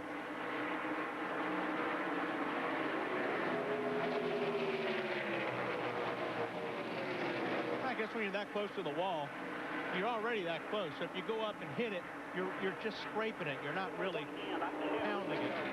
All right, the guys who did not stop on the last caution at 121, beginning to pit. Matt? Dale Jarrett's in. He says his car is tight all the way around. They're going to make a wedge adjustment on the left side and change all 4 tires. Kevin Severs pulls off the tear-offs, leaving only 2 left. You can see all the guys over the wall have either hockey helmets or Simpson helmets for safety this afternoon. And Dale Jarrett, by pitting this early, does that mean that he ran out of fuel the last time or just stalled it trying to exit the pits? Well, they pitted at 109, so that's 61 laps. That's about a normal window, isn't it? 60 laps is about the fuel window here. All that cloud of dust out of the inside was Dale Jarrett running through all the oil dry on the apron, getting up to speed. Here's Jerry Nadeau in, had gotten up to 4th before the pit stop. Jerry Nadeau has been flying in this 25 car. While you talked about talking to Tony Fair, and he was confident they could have a good run today. Ricky Rudd is in. And Ricky Craven is off the pace down the front straightaway. Watching Rudd's crew go to work. There's Craven. He cannot keep it here. He's got to get in right now. It feels like maybe something come out of the rear of the transmission. Bill? Well, Mike Beam right now telling Ricky to do the best he can, but as we told you a few minutes ago, that car continues to pop out of gear. The crew on the wall as Craven will begin the crawl down pit road. But this is a very frustrated Ricky Craven. Earlier in the day, very jovial, joking with his team, telling how much much fun it is. But that fun has gone out the window now. He feels like there could be a problem in the transmission. His entire crew is here. Of course, they all wearing helmets. They have been doing that throughout the season. So Craven into his pit stall. They'll go around to the right side. They do have a bungee cord that they've taken off their wagon, and they've given it to Craven to try and hook something up. So he shoves the water bottle out. After he gets the car in gear, he'll try and hook that around the shifter and then use the bungee cord. He can't get it in first gear now. Gets a little help getting out of the pits, and this will be a battle for him too, trying to work that through the gearbox, Wally, then get it in gear, and then tie it in gear. And now Marty. Tony Stewart is on pit road with a very good race car. He's a little tight in, a little free off, but they will make no adjustments, no planned adjustments as they come down pit road for 4 tires. Up at the front end of pit road, Dale Earnhardt Jr. also with a very strong race car, a little tight on that last run, and another great stop for these guys as they'll win the race on pit road a bunch. No changes for Jr. Let's go back to that Ricky Craven thing for a minute. He probably had to put it in 4th gear, and that's why he had so much trouble leaving. No, I don't think so, but I'm just wondering, you know, I was trying to listen to what Ricky was saying. I'm wondering things coming out of gear, although he's got it back into the place. He's coming back down pit road. Yep. It's almost like it may be something in the tranny. It won't stay in high gear. So get it back, see it.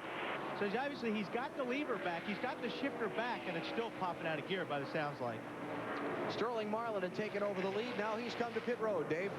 And his car had been really loose, Alan. They burned a tearaway for Sterling. They take that off. It's a clear view for him right now. It had been really loose. It was coming to him, but it was still just a tick loose. They're going to pretty much leave it the way it is, put 4 tires on him, and fill it full of fuel. Bill? Well, Ricky Craven is back on pit road. He has shut it off, and now the opposite problem. It is stuck in gear, I believe. I believe it's stuck in low gear.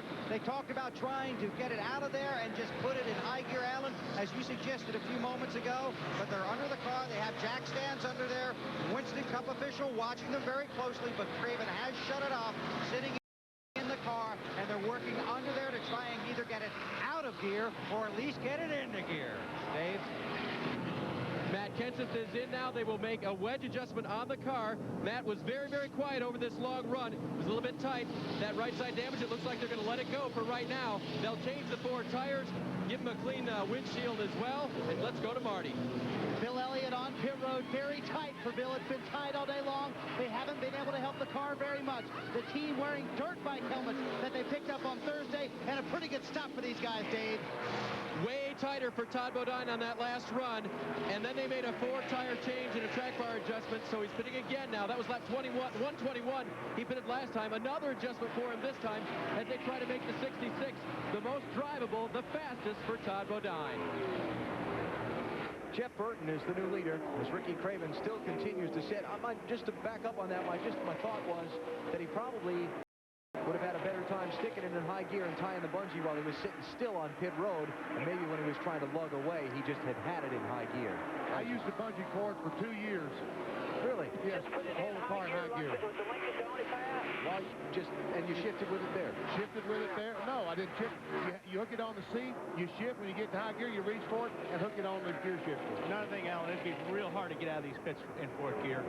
Oh, yeah. You can just destroy the clutch. And Wally, that's what they just tried to do, and somebody jumped on the radio and said, this is never going to work. So that's when they pushed him back, jacked him back up. Ricky's dropped the window net, clearly very frustrated, but they couldn't get him out of here in 4th gear. Yeah, that's great. That's too bad. Anybody know what's going on? They're trying to lock it in gear, Ricky. So the problems continue for Ricky Craven. You know why we can't just put it? Jeff Burton, the leader, is coming to pit road. Lap 181, 60 laps since he stopped. Mike Wallace takes over the top spot.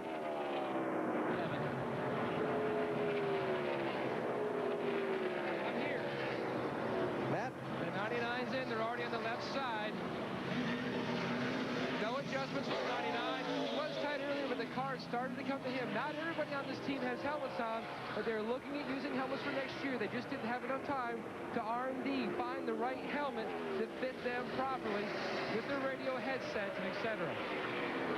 Mike Wallace took over the lead when Burton pitted. He's on the pit road now. Kevin LePage, Michael Waltrip, Joe Nemechek among those who've yet to stop. Matt? 4-tire change also for Mike Wallace.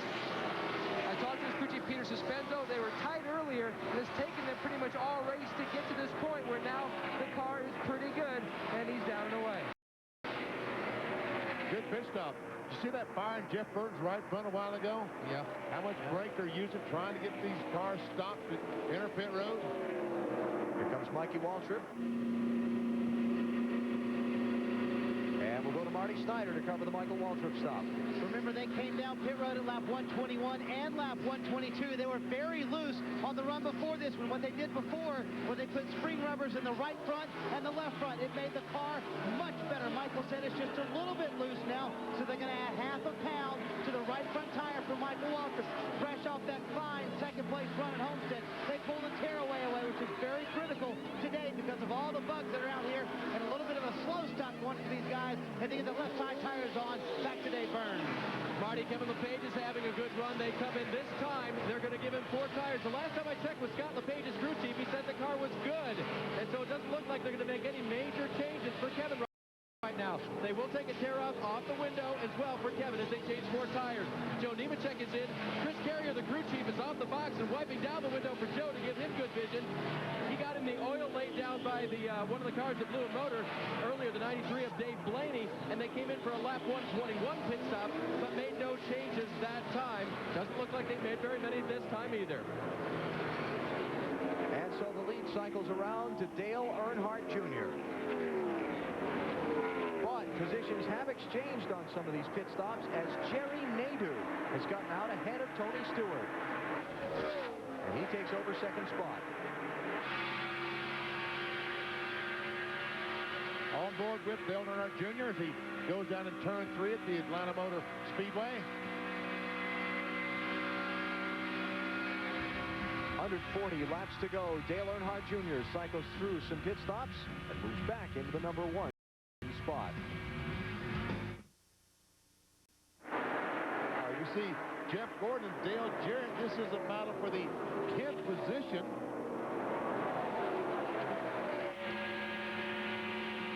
Jeff can't do anything with Dale right now. Has to back up.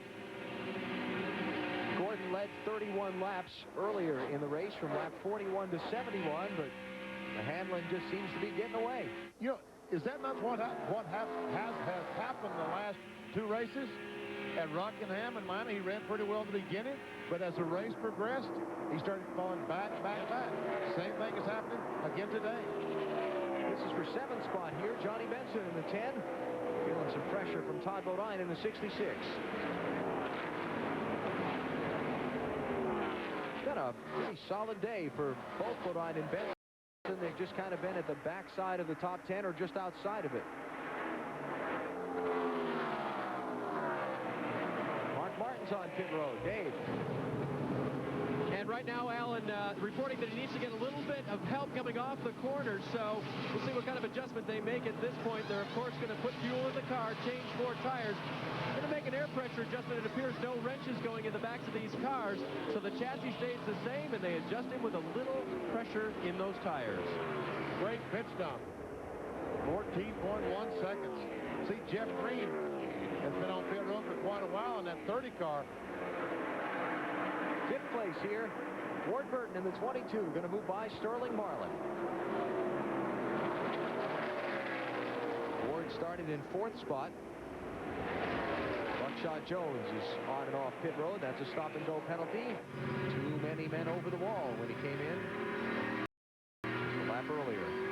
And Buckshot had run out of fuel the lap before and had to coast from about this point all the way back around to pit road.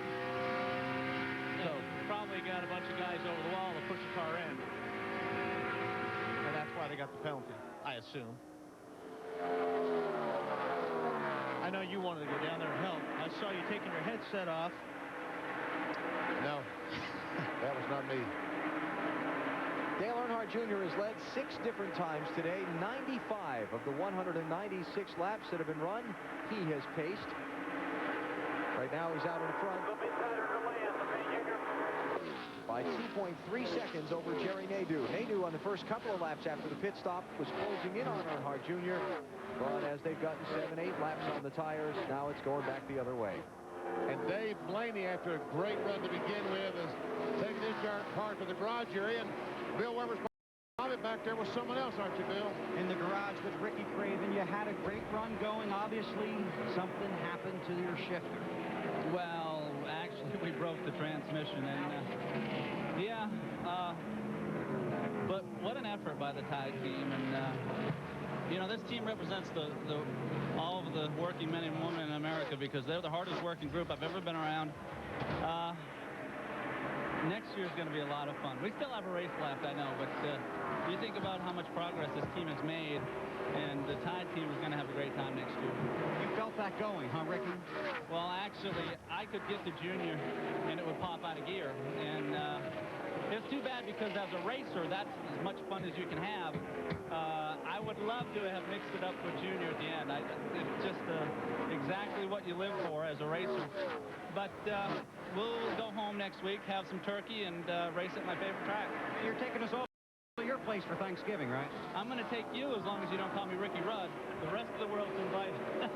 I had that coming. Yes. Ricky Craven able to smile despite a very disappointing middle of the race here for him back in the garage. Got me, didn't he? Got you, Weber. And yes, it's up to New Hampshire International Speedway Friday at noon Eastern Time here on NBC. The season finale for the NASCAR Winston Cup Series. And Rick and Jimmy Spencer, very so the Grinch is on the wall. Caution's out. Got a tire down. Looks like the left rear may be flat. Yeah, it is flat. The left rear is flat. Yep. Fourth yellow of the race. Here comes Martin. Martin going to get a lap back, but he's about 3 down after that last pit stop. Now 2 down. Yep, got 1 back there.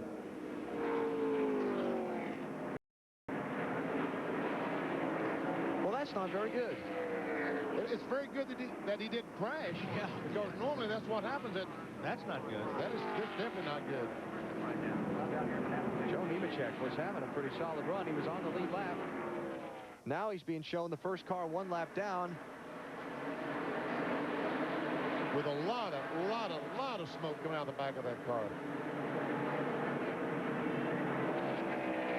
Dave? 26 car of Jimmy Spencer. They changed 2 left side tires, and then he stalled it. Right now, the Grinch is very slow getting off of pit lane and still has not fired. Very frustrating for them.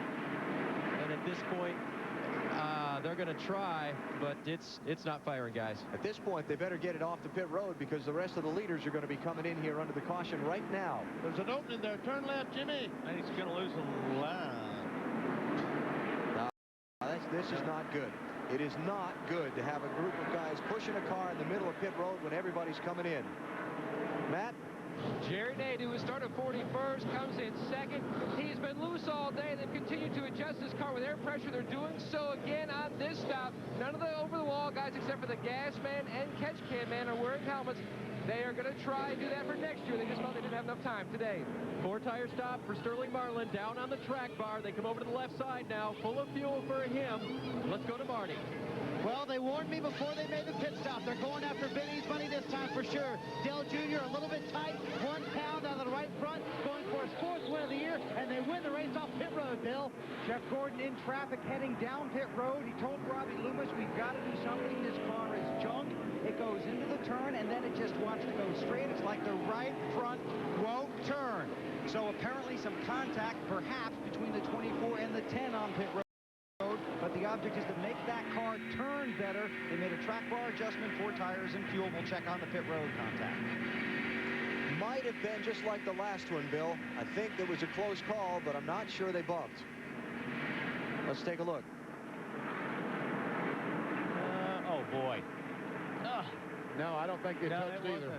Boy, Jeff is getting real good at turning that thing right on pit lane. Here you see him coming out. You see the 10 car drive right at, well, I'll tell you. He was lucky there.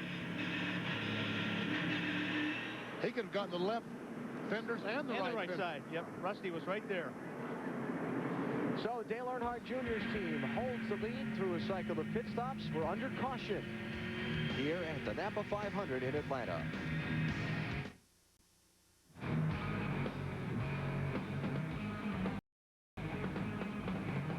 Just past 300 miles of the NAPA 500 at the Atlanta Motor Speedway, and we're one lap away from the restart. A little mini soap opera involving Elliott Sadler under the caution flag. NASCAR has penalized him for a lap. They brought him in, held him for a lap. Okay, go ahead. And Pat Price, from the crew chief, starts giving that NASCAR official a piece of his mind. They had penalized him for pitting out of his box the preceding lap. And Pat pleads his case. I think Pat's saying, look at the film. And they did. And they did, and they gave it back to him. And they made the call to give him his lap back. So he went past the pace car, got one of the laps back, and now they're topping the fuel off to send him on his way. That means he's going to try to make it on one more stop. We saw Joe Nemechek smoking at the caution flag. Dave, what happened there? Yeah, good thing it wasn't a motor, Alan. It was power steering. A line had disconnected from the power steering pump, so they came down pit road, refilled the reservoir, and reconnected the power steering line to the pump. They also came in a second time, put on 4 tires, filled it full of fuel. All right, Dave, thanks. Nemechek, go ahead. Nemechek shown in 26th, 1 lap down. Good timing. It happened then and not under green. Mark Martin is 1 and almost, and well, actually, he's 2 laps down there to the inside of Dale Jr., trying to get it back. Williams race chase bubbles over the leader's cars. It's Dale Earnhardt Jr., Jerry Nadeau, and Bobby Labonte. Remember, Mark Martin had just pitted just before this last caution flag had come out. He's not going to get anything back from Dale Jr. there. Tony Stewart, 4th place car, clears the traffic. Next lead lap car is the silver machine of Sterling Marlin.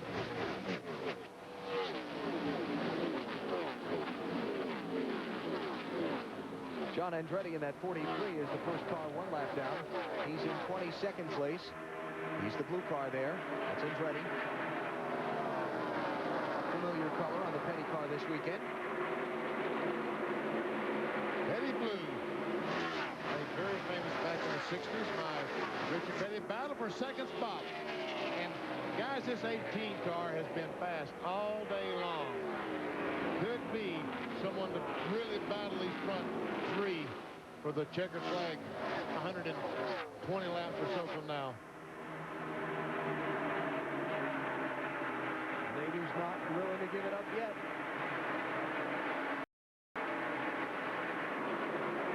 The defending winner of this race in that 25 car, the defending Winston Cup champion in the 18.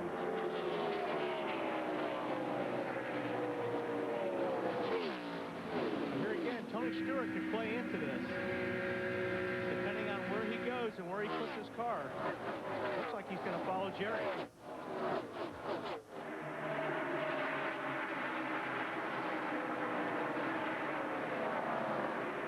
So Labonte goes from bidding for second back to 4th behind Stewart. Bill Weber has more on that Elliott Sadler penalty, no penalty situation for us, Bill. Yeah, Alan, just to make sure it's perfectly clear, Elliott Sadler did pit out of his box. He was 4 inches over the forward line, but before the team serviced the car was pushed back and was legally in the box, but was still held for the penalty. You shouldn't get both, and that's why NASCAR corrected the wrong call down here on pit road. All right, Bill, thanks. So Sadler's back in the chase, and as you saw there, in 27th place, 1 lap down.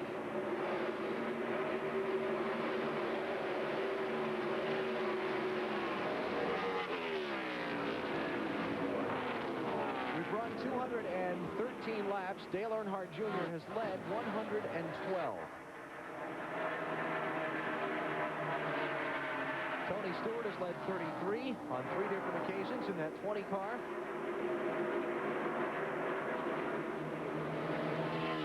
Now, Bobby Labonte moved up about a half the racetrack that time, BP. I think he's searching for a better line that suits his car. because he had been running that low line. Now he's going to try the high line. Jerry Nadeau, the 25 car, has been using the low line primarily all day today. But I see when Bobby Labonte got alongside of him, he forced him up the racetrack, and Nadeau's been running pretty well up there. Now Stewart moved up. Of these top four, the leader, Dale Jr., started on the pole. Nadeau started 41st in the 25 car. Tony Stewart started 12th. Bobby Labonte started 39th. Bid for the lead? Not yet. So what, if he can take the lead from 41st to 1st is not too bad.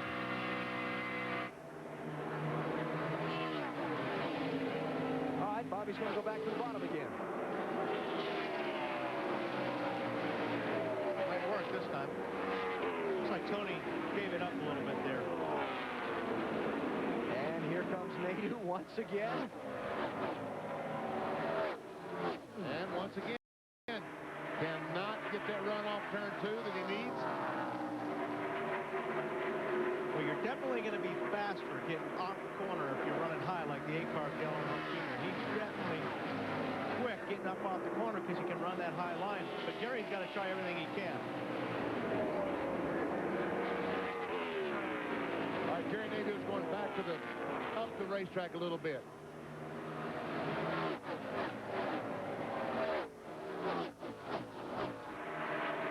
Looks like Bobby Labonte's creeping in on the both of them. Last run by, Bobby Labonte was the fastest car. Actually, the last time the fastest car in the top 6 was Dale Jarrett, the car back in 5th spot. Yeah, he's kind of creeping into contention here, isn't he? About every time you look up, he's picked up a couple of more spots very quietly.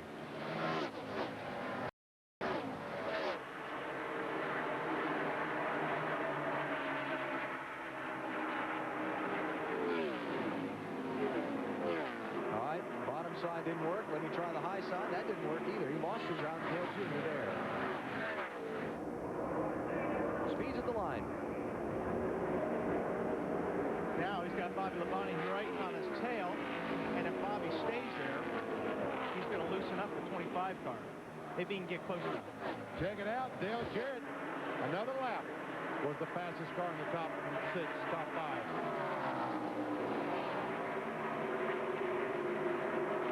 Two down the bottom, one up the top. Bobby should get a good run out before here now. Here comes Jarrett for 4th. Got it from Tony Stewart. And he motions out the waves out the window. Thanks Tony Stewart for not holding him up a great deal. Dale Jarrett started in 33rd place. Here we go. Bobby Labonte for 2nd.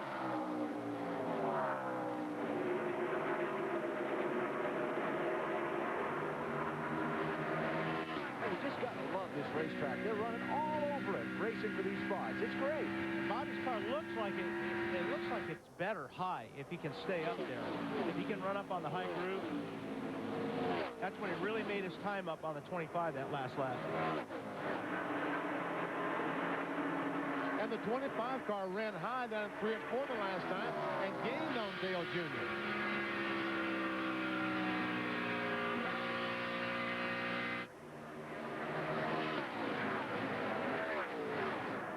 Earnhardt Jr., Nadeau, Labonte, Jarrett, and Stewart, the leaders in the NAPA 500 from Atlanta. Well, Dale Jarrett's been the fastest the last couple of times we looked at speeds at the line. How about this time?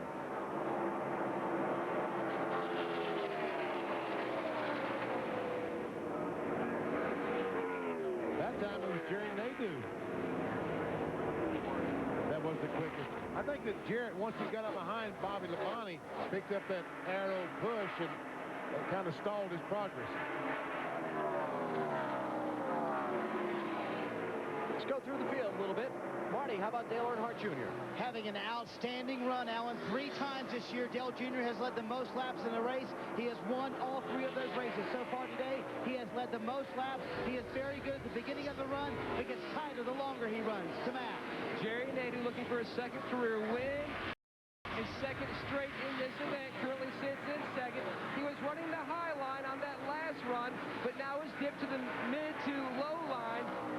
His car was very loose in the last run. He really hasn't said a whole lot, except that if Dale Jr. would let him by, let him in one lap, he would let him back by. Meanwhile, the 18 car, Bobby Labonte, he was reporting in that his car was very good. The problem, when he got up behind the 25 car, Jerry Nadeau, he picked up an aero push, so he was going to drop back and just try to set up Nadeau and see what part of the race he felt like he could make the pass. Meanwhile, the 88 car of Dale Jarrett, who won on the old configuration here, looking for his first win on the new configuration, 4 times second on the new configuration. His car is tight. They took out 1 round of wedge in the last stop, and he has said nothing about the car of late to Marty Snyder. Tony Stewart not very good on this run, Matt. He is tight, and the tendency should be that his car will get tighter the longer it runs. He wants some wedge out. They are running 5th. They've had 3 top 10s in the last 4 races. Ward Burton behind them. They have continued to struggle with this tight situation for Ward. The longer he runs, the tighter he gets. They have been very consistent lately, looking for their second win of the year. Dave? Marty, in his 35th start here at Atlanta, Sterling Marlin would like to do one better than he has for his best so far. He finished second in 1995. To help do that, they made a track bar adjustment last time. His car was a tick loose. Bill? Well, Jeff Gordon's car continues to be very, very tight and getting tighter, and there's a reason for that. Remember how out to lunch they were at Rockingham? Well, that day it was really, really loose. So they tried to correct for that here. The problem is right now, it appears they have gone too far. It'll be a track bar adjustment and an air pressure adjustment, but Gordon is just way too tight, Dave. Bill, 2 stops ago, Rusty Wallace's car was tight, so they made a track bar and an air pressure adjustment. It was so good they didn't make any changes the last time. Oh, except they took off their second to last tear off on the windshield. Remember the bug problem? They've got 1 left. Matt? Mike Wallace has climbed to the 10th position. He is trying to audition for this ride, hoping to keep this team alive for next year. The car is neutral, but it's like a long-distance runner. It takes his car a long time for it to come in. To Marty Snyder. Well, Matt, perhaps no team has worked harder today than Johnny Benson's team. They're running 11th. They were extremely loose early on in the race. They've made several changes to the car. It was very good on the run before. Now he said he feels like it's losing some overall grip. Dave? Without a ride for next year, Kevin LePage is showing him what he can do. They made a 4-tire stop the last time. No changes, according to crew chief Scott LePage. And I asked him if he tried 2-tire stops to gain some track position. He said no, they haven't, and they won't. Matt? Kevin Harvick is trying to sweep both races here in Atlanta. They brought back the same race car, used the same setup, but it was very loose on this return trip, so they had to alter their setup. Right now, the car is tight in the center of the corner. They put a rubber in the right rear, just trying to free it up. Meanwhile, Jeff Burton trying to end this roller coaster season on a high note. He was a little loose in the middle, but the car seems to get better as the race goes on. They made a minor air pressure adjustment on his last stop. The team is hoping for long runs today. This car should run well for Todd Bodine. It was on the pole in Chicago, but it's never finished well. Best was 14th at Chicago. That's where he is right now. It was a little bit tight last time in the middle. They made an air pressure adjustment to the right rear. Marty? Well, Dave Hutt Strickland is stalking Todd Bodine, trying to take that 15th position. He obviously in 16th, very good on the long run. His Hutt, they get tight, they start tight, and they get better the longer they run. In his first ride for Bill Davis Racing. Right behind him is Stacy Compton. Tight right now is Stacy Compton. They've been tight all day long in 17th. Stacy, I talked to him this morning. He said they may have some very good news. They may actually be around for the full season next year in Winston Cup. Matt? How about Bobby Hamilton Jr., the young man from Nashville, Tennessee, currently in the 18th position. On the last stop, they made a wedge adjustment, trying to help his race car from the center of the corner off today. Matt Kenseth used to have that position. He had it in front of Bobby Hamilton Jr., but then he lost it. Remember, he got a lap back when the last caution came out. He came in, did some right front fender work. hurt. His car was a little bit tight, so they made a track bar adjustment. He picked up 3 spots, but now he's lost that 1 to Bobby Hamilton. Marty? Well, Dave, Bill Elliott went 7 years without a win. Now he's trying to make it back-to-back wins, but sitting in 20th with a very tight race car. They have a lot of work to do if that's going to be the case today. He has not said much on the radio, and we have a pass for the lead on the racetrack. Well, this will be about the 15th time Jerry Nadeau has tried to pull to the inside of Dale Earnhardt Jr. Not yet. Just can't do it. He needs the entire racetrack coming off these corners to be able to get the maximum speed out of that 25 car. See how he comes off the corner, lets it drift right up next to the fence. When Earnhardt Jr.'s out there, it really slows his progress down. I can't believe how high Junior's going in these corners. Behind them, Tony Stewart has lost a few positions. Dale Jarrett has gone to 4th, Ward Burton to 5th, Sterling Marlin to 6th, and Stewart's all the way back to 7th. But lap after lap after lap, it looks like Nadeau's going to have a shot at Earnhardt Jr., and he just can't finish it off.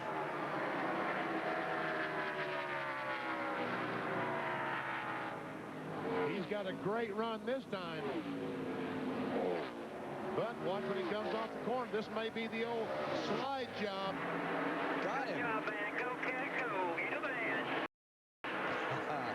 Rodney Combs, the spotter, talking to Jerry Nadeau. First time he has led all day, and he only worked on that one for about 40 laps.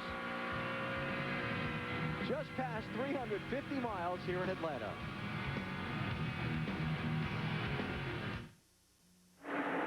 $96,000 on hand at the Atlanta Motor Speedway for the second-to-last race of the NASCAR Winston Cup season, the NAPA 500. Jeff Gordon trying to lock up the Winston Cup Championship today, right now in position to do same. But we've got a whale of a fight for the race win. Looking down on the Speedway from the Budweiser.com airship, brought to you by NASCAR's official beer, Budweiser. Race fans, this Bud's for you. Jerry Nadeau, the 12th different driver to lead this one. It's moved out in front of Dale Earnhardt Jr. by 1.8 seconds. Don't forget, next Friday, it's the season finale of the Winston Cup Tour, NBC noon Eastern Time, the New Hampshire 300 presented by Behind Enemy Lines. And that's Friday, BP. Friday. We'll have indigestion that day. The day after Thanksgiving. Yes, we will. And when the Wallace brothers have got themselves a battle royale. Rusty is running in 9th, Mike is running in 10th, and Mike's been trying to take it away from his teammate and brother for a while.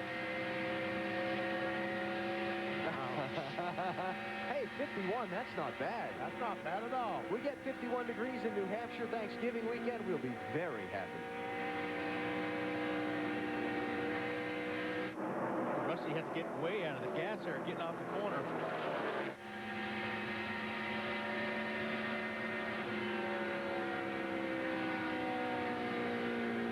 Remember, Mike in that 12 car was a lap down at one point. Maybe he's got him this time.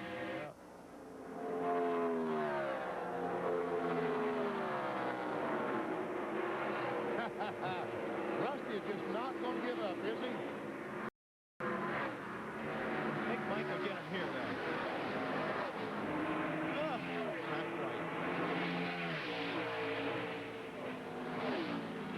With all the things we found out this weekend about who is going to drive what car next year, we still don't know anything more about that 12. Last weekend, I talked to Roger Penske and Walt Zarnecki down at Homestead, and they said we'll not say anything about it till the season is done. That means Mike Wallace and the rest of these guys have to wait till after Loudon next Friday to find out what their fate would be. That was my brother. I'd get him loose. You would, I would. Stick the nose right up under the bumper? Yes, I would. He's not being very nice right now. Rusty. Okay. Sterling Marlin closing in on Dale Jarrett. Seemed like the farther we get on this set of tires, the farther Dale Jarrett fades from the leader. Got the first 25 laps on this run. He was fastest car by far. But now he is struggling.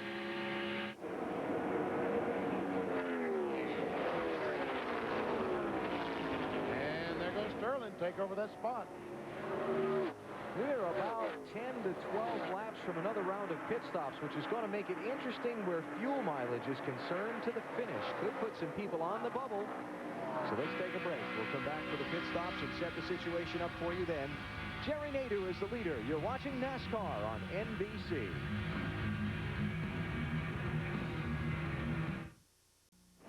Jerry Nadeau is leading the NAPA 500 at the Atlanta Motor Speedway by 2 seconds over Dale Earnhardt Jr. Bobby Labonte, Sterling Marlin, and Ward Burton make up the top 5. Just a little bit away from green flag pit stops that could be the final stops of the day. And the most important pit stops of the day. How's Jeff Gordon doing? Came into the day trying to lock up his 4th NASCAR Winston Cup Series championship. Back in 8th place right now, and he's 14 seconds behind his team car, that 25.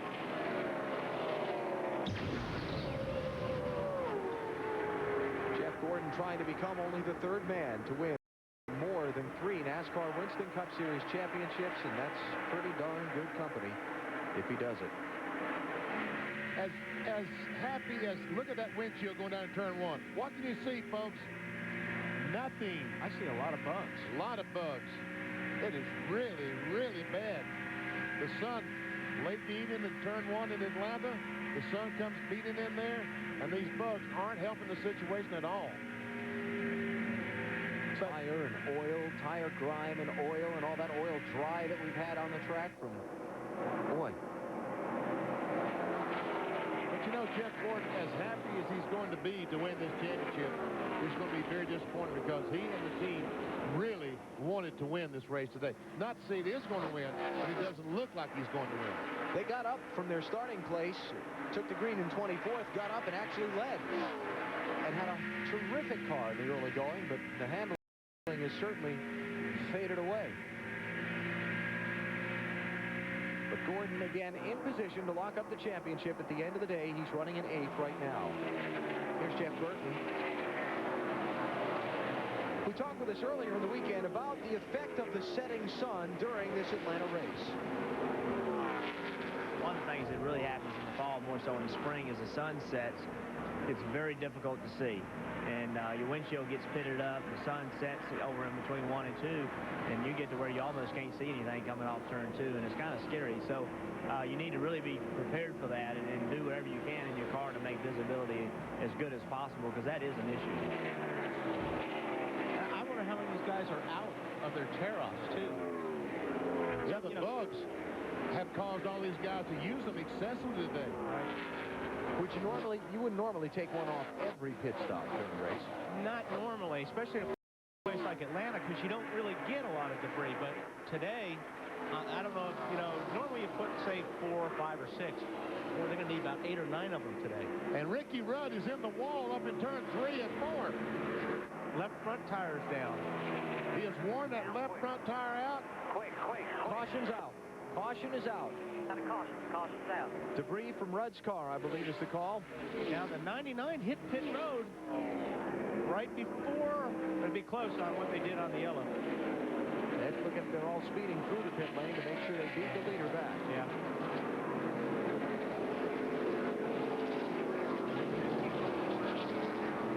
We saw earlier in the race, Dave Blaney's car had a left front tire that they've worn through to the cords.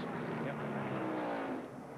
And we talked about it, probably, well, it's hard to say, but it's a good chance that inside of that left front tire is gone. It is now. This is all the camber in the car that you have to run here to get some bite. Here's what happened to Ricky Rudd that brought the caution flag out. And he goes down in turn 3 and sees that left front, or realizes the left front is flat. He goes up, rubs the wall. Not a lot of damage to the car, I wouldn't think, though. And that caution came out at exactly the perfect point for people to pit, take their fuel, and make it to the finish.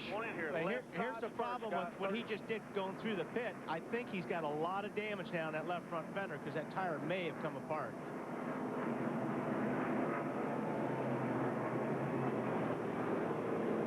Here comes the rest of the field to the opening of pit road. As you see Rudd's crew working on the car. Matt? The 25 of Jerry Nadeau, the leader, comes in. They've told his gas man he has got to pack that fuel cell full of fuel because they were close. They made a wedge adjustment because Jerry was complaining his car was very loose. Today, Sterling Marlin's car was a little bit loose. They make a wedge adjustment. Otherwise, he's pretty good on the long runs. They also take a tearaway off. They'll make that wedge adjustment now. Bill? Jeff Gordon on pit road with a very tight race car. Track bar adjustment, 4 tires and fuel, a very dirty windshield, and a very dirty visor. He's on his way to Mars. Dale Earnhardt Jr.'s team will win the race off pit road again with another great stop. They have been tight all day long. Half pound out of the left rear and 1 round of wedge out of the left side.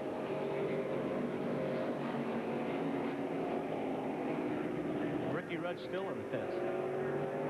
Well, since they got lapped, they might as well stay in there and do all the work they need to do. But it looks like they do have some damage on the left front, and that tire probably shredding. Let's check on the race off of pit road. This is the camera at the scoring line. There we see Junior, and then we see Nadeau, Labonte, Sterling Marlin, Stewart, Wardburg. 62 laps to go here in Atlanta. We're under caution in the NAPA 500.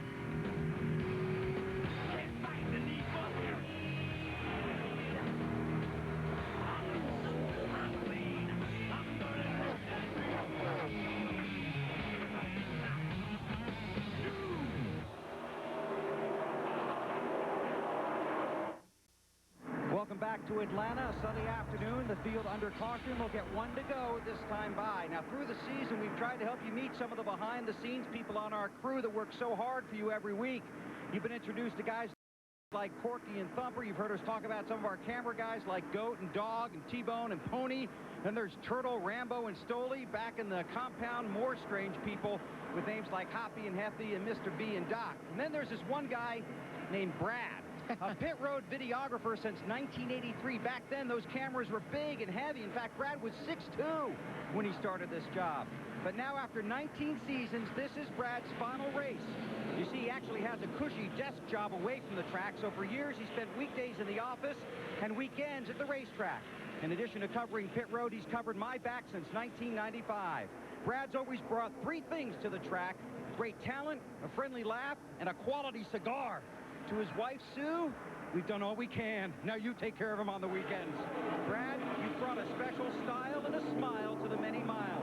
You take with you our sincere thanks, our best wishes, and finally a nickname. One reserved for only the best. Champion. Thank you. Thank you. Way to go, Right, Brad. Brad. And if you had to cover Weber's back, see, his hair wasn't that color all the time. No, he was dark-haired till 1995, right? All right, we're set to go back racing. 58 laps to go, and they take the green flag. Dale Earnhardt Jr. got the lead back from Jerry Nadeau on the pit stops. All that work Nadeau did to get the lead from Junior. He's got to load it up and try it again. See Michael Waltrip, Robert Ressler down on the bottom of the racetrack. Robert is just 1 lap down. Now you see Bubbles. Junior, Jerry Nadeau, Bobby Labonte. Something's way off the pace down there on the bottom. Joe Nemechek, isn't it? Couldn't see.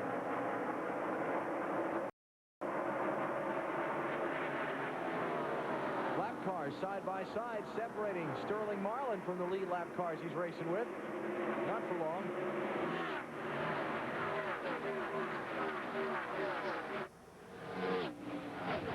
It is the 33 car that didn't come up to speed. Too bad. Only 3 cars out of this race so far: Dave Blaney, Lance Huber, and Carl Long.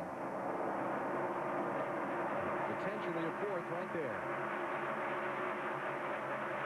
And Jimmy Spencer is back on pit road with an unscheduled pit stop, and no one is. Looks like a stop and go almost. Stop and go penalty from NASCAR. Must have passed someone on the left side. I didn't hear him call a penalty, Benny. Don't know what that's about. And a report from Joe Nemechek It is the transmission broke on the restart. Dale Earnhardt Jr. back out in front, courtesy of the pit crew, Marty.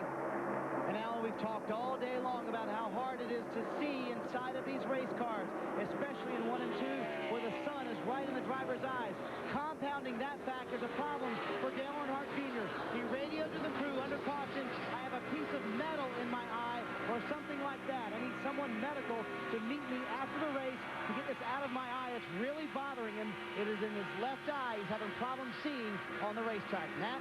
Marty, under that caution, Jerry Nadeau told his crew chief, Tony Furr, if you want to make a wedge adjustment, that's great, but whatever you do, please tear off both tear-offs because I'm having a very difficult time seeing. This is what Jerry was looking through. But guess what? He now has no more tear-offs left on his windshield. Those were his 2 final tear-offs. And for Bobby Labonte, he didn't have any tear-off left to pull off. So he's having to battle a very, very, very dirty windshield. Well, hopefully these guys will not have to pit again to worry about windshields or anything else. Everybody should be good to go to the finish if we don't see another caution flag. It's going to be close, I think, for some of these cars. Very close, but hopefully all of them can make it on fuel. Tony Stewart in the 20 in 5th place. Ward Burton in the 22 trying to chase him down. And Dale Jarrett in that race also. DJ in 7th. 20 cars on the lead lap at this point. 12 different drivers have led today.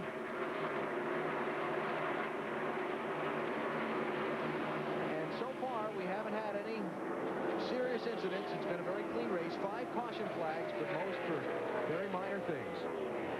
Only crash we had was Carl Long spinning at lap 18 earlier in the race.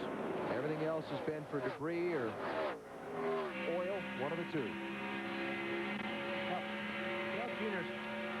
started running a full-face helmet, and a lot of times if you don't run a skirt down along the bottom, you can see his chin and his neck. If you don't run a skirt that goes along the bottom of the helmet, you tuck in your uniform, you can get debris up inside that helmet. And it used to be you had goggles on. It was real hard to get something in your eye if you wore goggles with an open-face helmet. Marty? Well, that's their suspicion, Wally. They think some debris came from underneath the helmet or through the vent hose, but it is definitely bothering Junior with his left eye. But there's good news on the pit box here. Wilson is protected at least. He has a helmet on this weekend, sitting on the wagon, rooting these guys on to victory.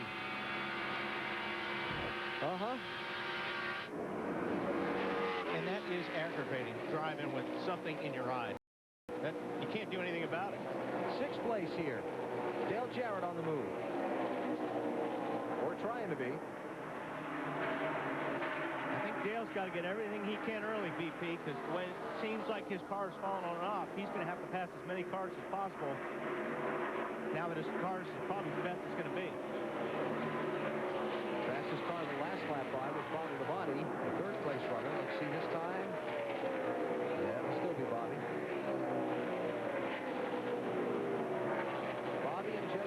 Trying to chase down Dale Earnhardt Jr. He's trying to pick up his 4th win of his 2001 season.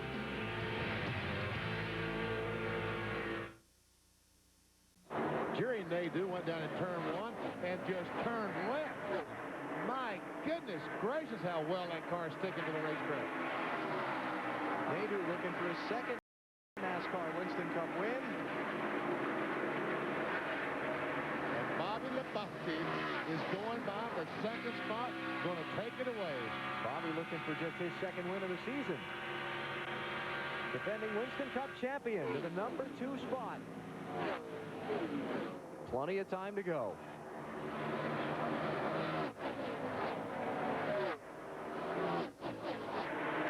Since this Atlanta racetrack was rebuilt in mid-1997 to its present configuration, there have been 8 races held here.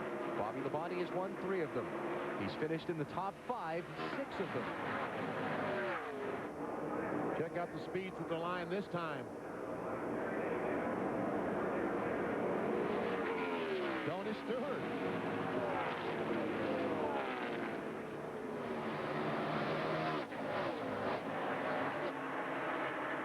Look at Labonte close in fast on Dale Jr.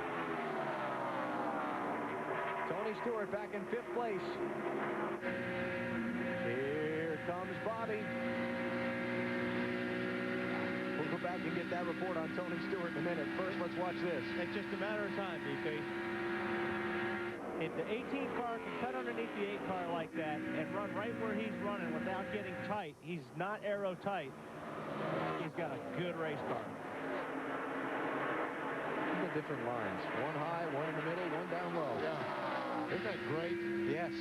Love it. Now Labonte decides to go to the very bottom of the racetrack. Got a terrific run, but Junior's there on the outside. Man, Junior gets a run off these corners. Looked like Bobby just needed a little more racetrack, and rather than take a chance on push-up, squeezed out of it just for a second. Didn't it look like he kind of had to square that off? Yep.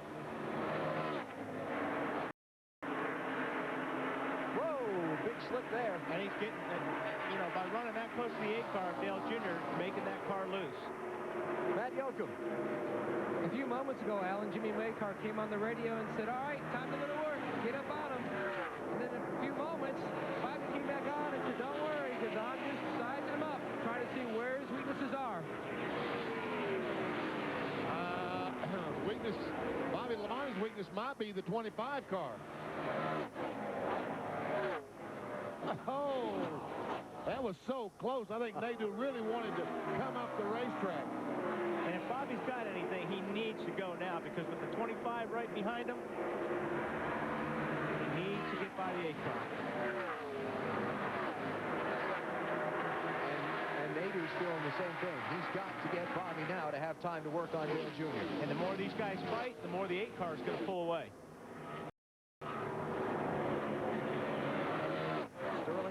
Tony Stewart, Dale Jarrett, the next 3 in line behind these 3. Marty?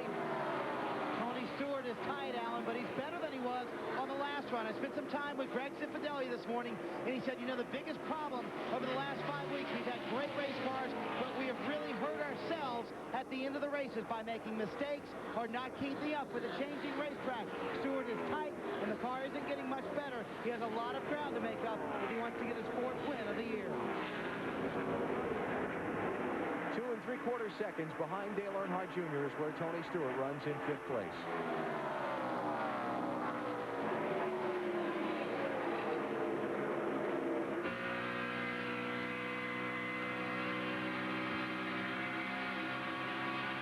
This is terrific. 3 cars, and looks to me like they're pretty doggone even. All right, let's switch places. Labonte will try low, and Nadeau will try the middle.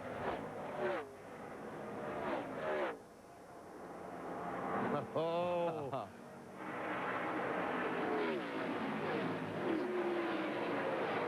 Labonte got a good run in the middle of the corner that time. Quite enough. 8 cars awfully fast, like you said, BP, off the turn 4 there.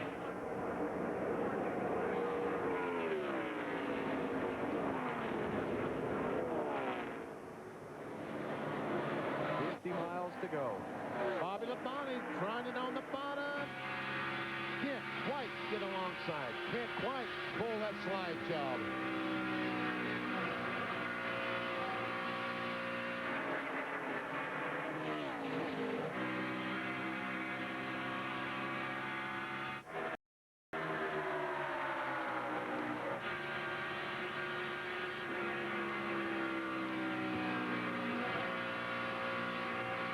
Drove it in that time. Good run for Bobby. Got a good bite down low that time.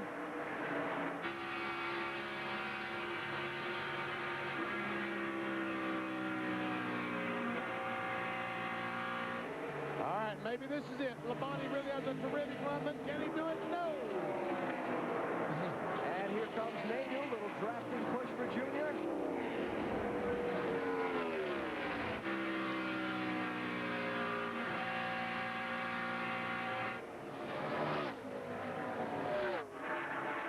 Labonte's making that bottom lane work off the 2. Yes, he is.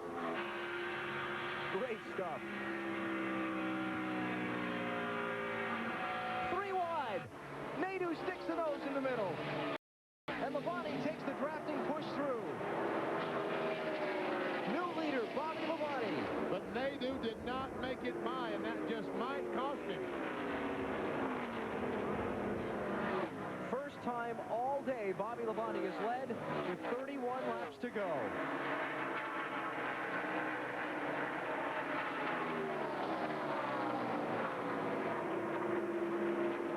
Now Nadeau's got to have some urgency to get by Dale Jr. here. Look how quick Bobby Labonte is captain. And there comes Sterling Marlin, the fourth place car. Check out that stat. In 10 of the last 16 races, the driver leading the most laps has failed to win.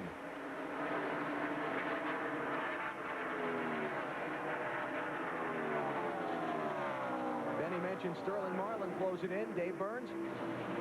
And Alan, he hasn't been waiting to make his move. He's been waiting for his car. The more laps his car runs, the better it gets. Remember, last time they came in, he was a little bit loose, and they tightened him up just a little bit with a wedge adjustment. But I just spoke with Lee McCall, the crew chief, and he reminded me, more laps, better car. Nadeau's got the outside run on Dale Jr. Second place. Now, Nadeau has, I think, the preferred line. The top of the racetrack. He's going to take that spot away from Junior. But you see the gap up to Bobby Labonte, already a second in those laps it took him to get by Dale Jr. There's Bobby, there's Jerry. He's got some work to do catching. But he's still got 28 laps to it. He's got a long time to do it.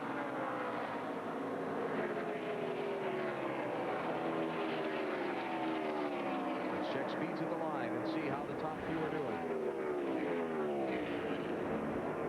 While we check that, Johnny Benson starting to show some smoke from behind the 10 car.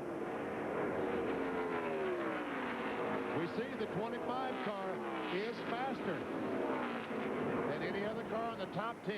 Marty? Johnny Benson is showing smoke, soldiering on 7 cylinders. And Alan, this is your fault. Remember our conversation with James Ince this morning. You told him to go with the bigger gear, so he turned more RPM, so he blamed it all on you. I didn't tell him any such thing. They told me they were going back to their original gear. They had thought about going conservative, but they were going to go back the way they were in practice yesterday and hope that it lived to the finish. It may live to the finish, but it will be running slowly at the finish.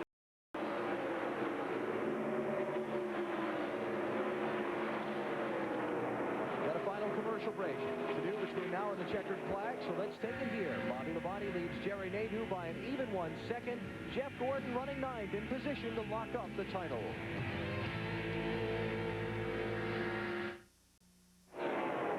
Bobby Labonte is the leader of the NAPA 500 at the Atlanta Motor Speedway.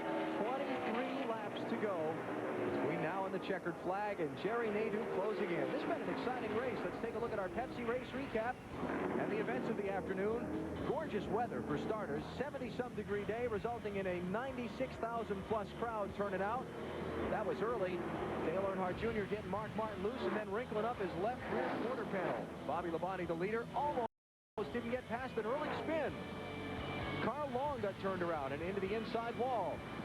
Jeff Gordon tried to lock up a championship after the pit road incident of last week. Had a close call there. Ricky Craven spent a good bit of time out in front, or at the front in this one.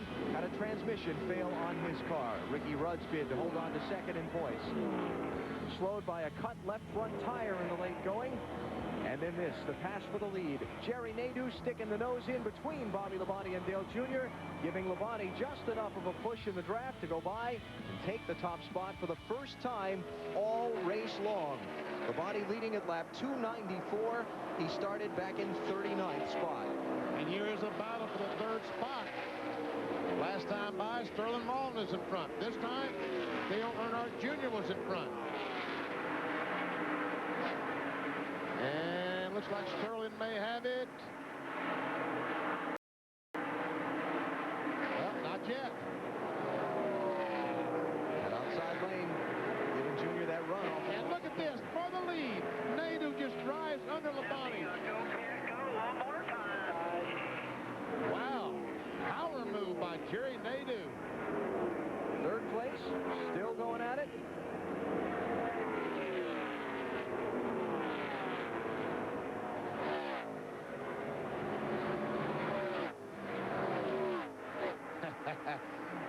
Sterling Marlin is a little faster, but he just can't get the grip he needs on the bottom of the racetrack to get by Junior. Where did Jerry Nadeau get all that speed from? Whoa! Oh, Sterling Marlin almost lost control off turn 4 that time. But he didn't get out of the gas. Slide job. Yep. Squeeze up and shut the lane off. So Marlin to third.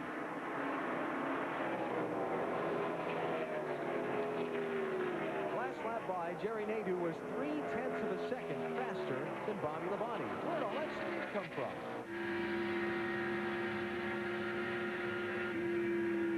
And look how far he's driven away from Bobby Labonte in just 2 laps. So the handling or something has fallen off on Labonte's car all of a sudden. And he's fallen back from the lead now to losing sight of Nadeau.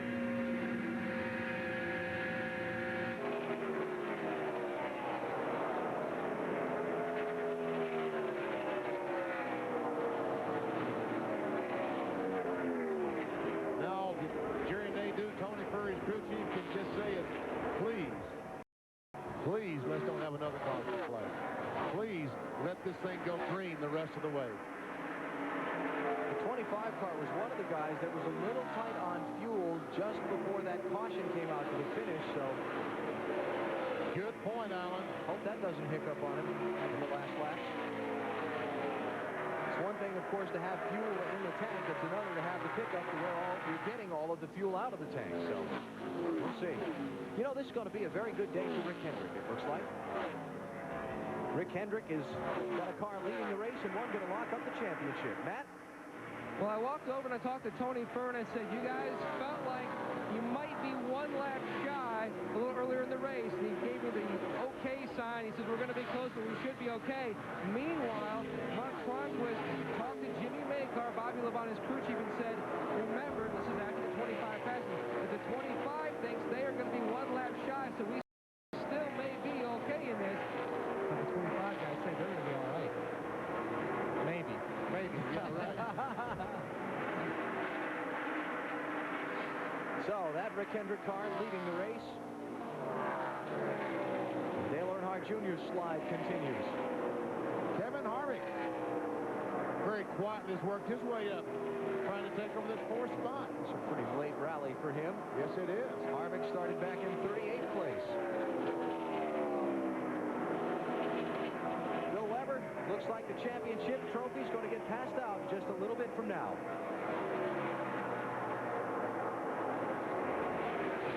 Well, car owner Rick Hendrick is down here. You don't know whether to laugh, cry, cheer, worry. You're having a fairly good day. I know what to do. I'm worried. I know exactly what to do. I'm worried. I'd like to see Jerry win this race for Pop, and I'd like to get this championship running in the top 10. So pretty nervous right now. That'd be an amazing accomplishment, Rick, if you can pull that off. Yeah, the guys have worked hard, and you know they put on a good race today. So this is some of the closest racing I've ever seen. So it's been a great year. It has been. Nadeau's very good at this track. Obviously, it looks like you will walk away with a championship here today. Boy, these things are hard to get, and these guys have worked hard. You know, everybody in the organization has worked hard, and to win the truck deal and this deal, it's been a great year. Now, if Jerry can make it on fuel, well, there's something else to worry about, Rick. Hey, don't tell me anything else. It's been a great race to watch, but he's been fantastic to watch down here. Watching TV, walking away, back to the TV, talking to people, watching the race. Just another great gentleman in this NASCAR Winston Cup sport, headed for perhaps victory lane as well as a championship. Yeah, Bill, of what would be Rick Hendrick's 5th NASCAR Winston Cup title, 4 with Jeff Gordon, 1 with Terry Labonte. And you see Hendrick Motorsports having a pretty decent day.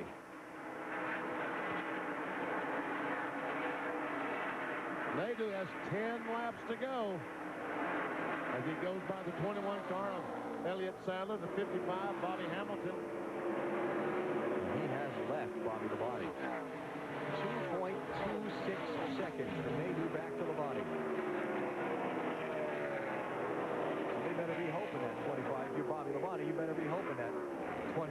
NASCAR runs out of gas. Check that. In 2001, Elliott Sadler started 38th and won the race at Bristol. The 25 car, Jerry Nadeau, started 41st today. Farthest back a race winner here at Atlanta has ever started. 37th. Bobby Labonte, this race 2 years ago.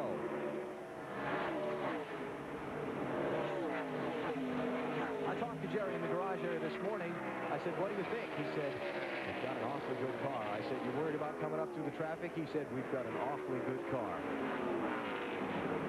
He was very confident. Gap from Nadeau back to Bobby Labonte. There it is. That's 2.5 seconds. Exactly. Yep.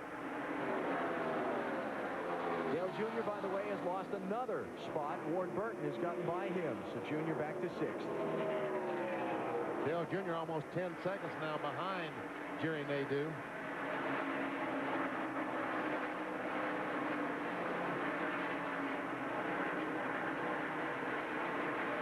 Nadeau, a 31-year-old from Danbury, Connecticut, has had a very difficult season. They won the last race of the year last year here in Atlanta. Really felt like that was the coming together for he and the Hendrick team to springboard them to good things to this season.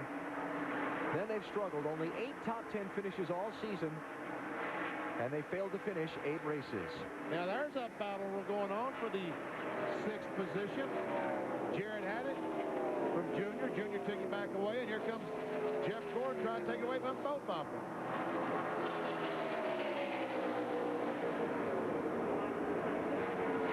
One more lap, and Jeff Gordon clinches the championship. Because then he couldn't finish far enough down in the race to lose the points he needed to lose.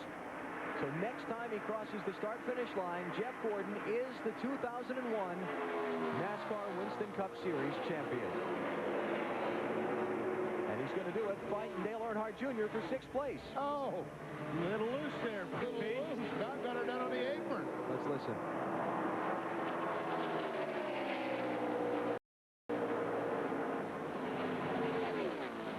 I guess he's a little busy for them to pass that message on to him right now.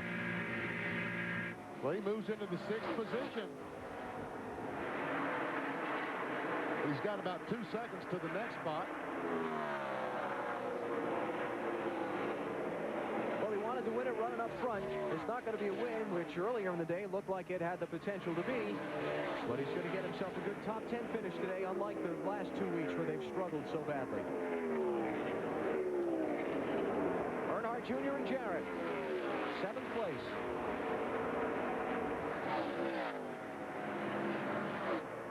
There's the banner. It's official now. NASCAR Winston Cup Series champions for 2001, Jeff Gordon and the Hendrick Motorsports team. 4 times he has won the championship. And he's, what, 30 years old? My goodness. 9 seasons, 4 championships. That's incredible.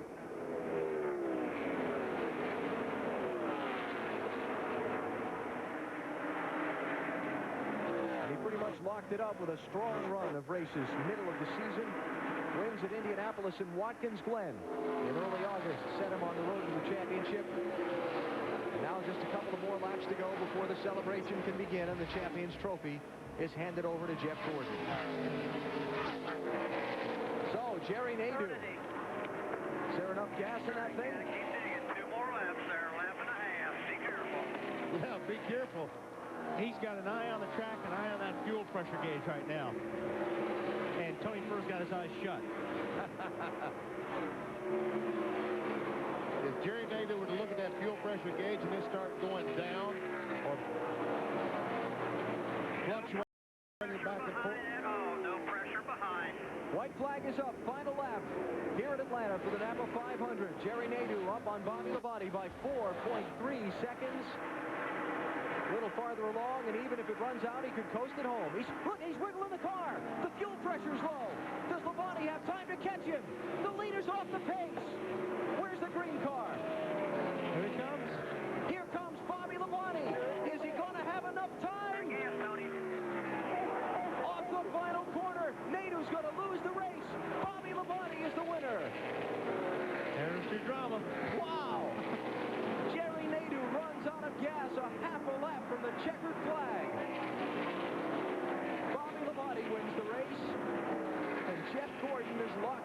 championship.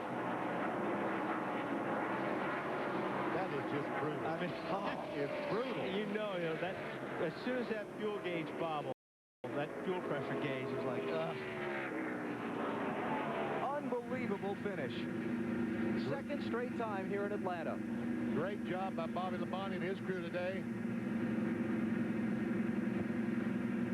Bobby Labonte, the defending NASCAR Winston Cup champion, will yield the trophy to Jeff Gordon today, but he'll do so in victory lane, having claimed his second win of 2001.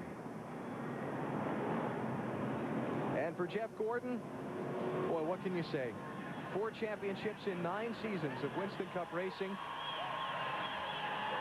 And there is one heartbroken young man right there.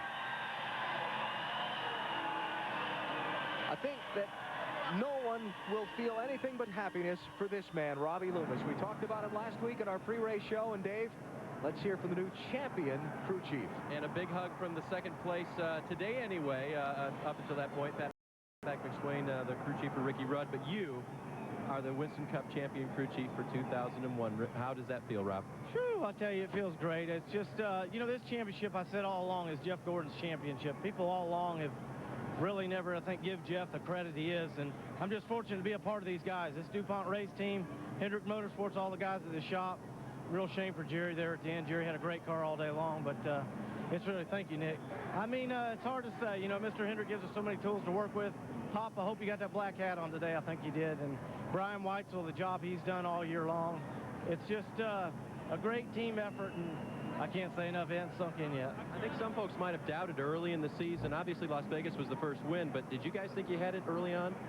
You know, we just come out and put our best foot forward each week, every practice, every qualifying effort, and every race. And like I said, we've been very blessed. The good Lord's been with us all the way.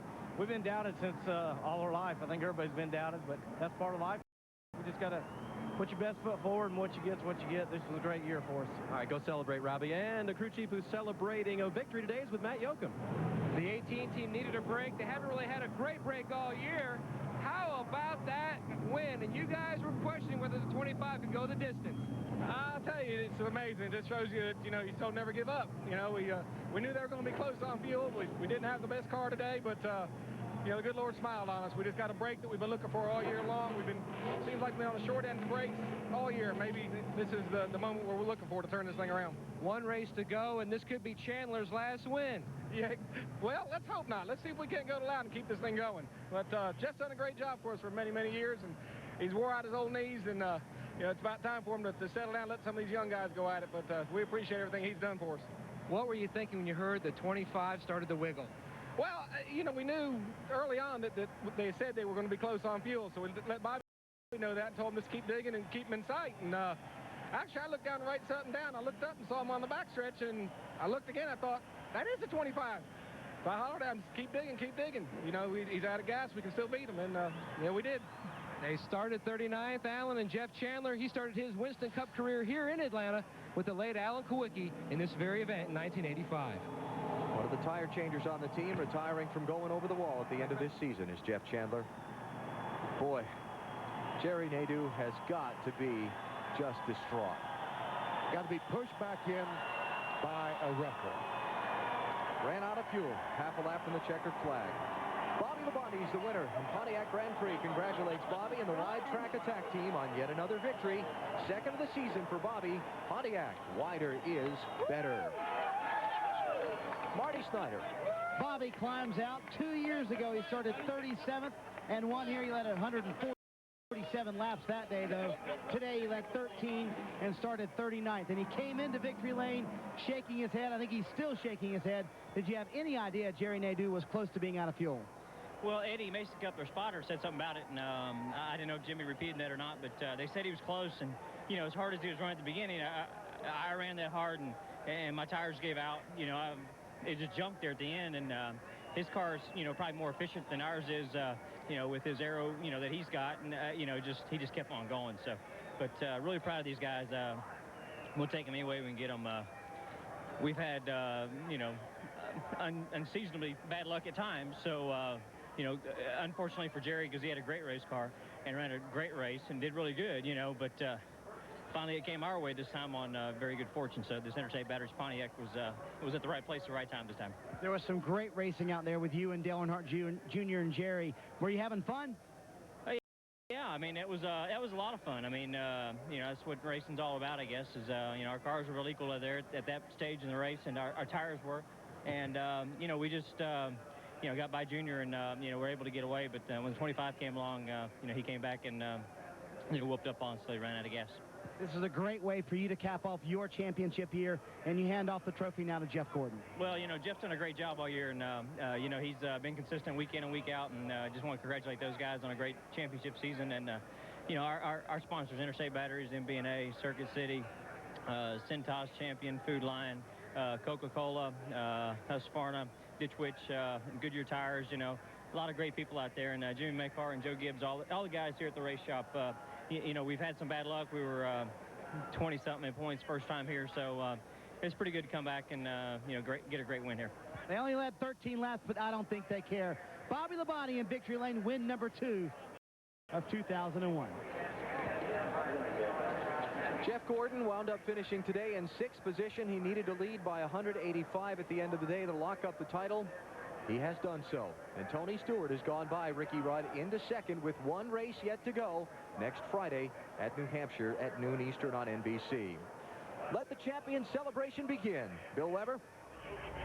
And down here on the front stretch at the Atlanta Motor Speedway, a familiar place and a sight for Jeff Gordon.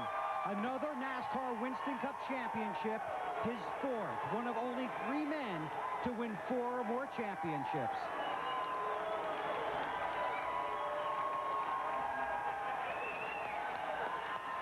He knows the pose, and he knows the trophy.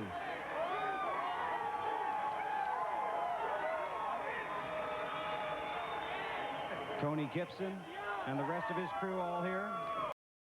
Be a few high fives and a kiss for Brooke. If you go and shake everybody's hand, we're gonna run into next year's Daytona 500. A hug for Robbie Loomis. We knew that was coming. And now for car owner Rick Hendrick. Congratulations, champ. Oh, man. Wow. I'm just blown away. I'm just absolutely blown away that this our 4th time doing this. It seems like the first time all over again. Each one gets sweeter. And, you know, first I want to say what a true class act and champion Ricky Rudd, Dale Jarrett, Sterling Marlin, Tony Stewart, all those guys that we battle with for this championship. What a battle it was. But all the guys in the DuPont Chevrolet team, they just were incredible this year. You know, they just were flawless in the way they prepared these race cars, in the way they performed on pit road, the way the engines performed. That was a backup in there, and you would never known it today. Just really, you know, I could be here all day long thanking everybody. I want to thank Robbie Loomis. It's his first championship. We're really proud to have him on board and get him his first championship, as well as a lot of other guys on this DuPont team. Brian Weitzel. There's so many guys that are crucial to this championship. And the only other thing I want to say right now, besides getting a chance to thank my sponsors, which I hope you'll let me do. You know, all year long we've been honoring America and honoring heroes, and I think it's only fitting that we honor, I think, one of the greatest champions NASCAR will ever have is Dale Earnhardt, and I think they agree. Well, he taught me how to race for a championship, and he taught me an awful lot of other things, but we miss him a lot, and we're just so proud to be able to get this Winston Cup championship and get our 4th one. And I know if he's here, he'd be the first one coming over here congratulating us. So we're just so thrilled. I want to thank all the fans, especially want to thank DuPont. All the folks from DuPont have been great this year. Quaker State, Pepsi, Fritos, GMAC, Haas, EDS, Delphi. We got a lot of sponsors, and this Chevrolet has been hopping this year, and we're so proud of it. And can't forget the guys that are giving us a big check right here. R.J. Reynolds, everybody from Winston, they're great partners of ours, and we just love being a part of this awesome sport, and it wouldn't happen without all these fans. So thank you so much. And you guys, At NBC, too. Hey. You guys have been great. We appreciate it. Thanks, man. We got a little Did I presentation. forget anybody? I think you did okay, but we got a presentation, so you can work on that for a minute. We'll hop up there and do the presentation, but first let's go hear from his teammate with Mac. And back here in the garage area, Bill, Jerry Nadeau talking to the media. And first off, did it give you any indication it was going to go? No. It's an unfortunate deal.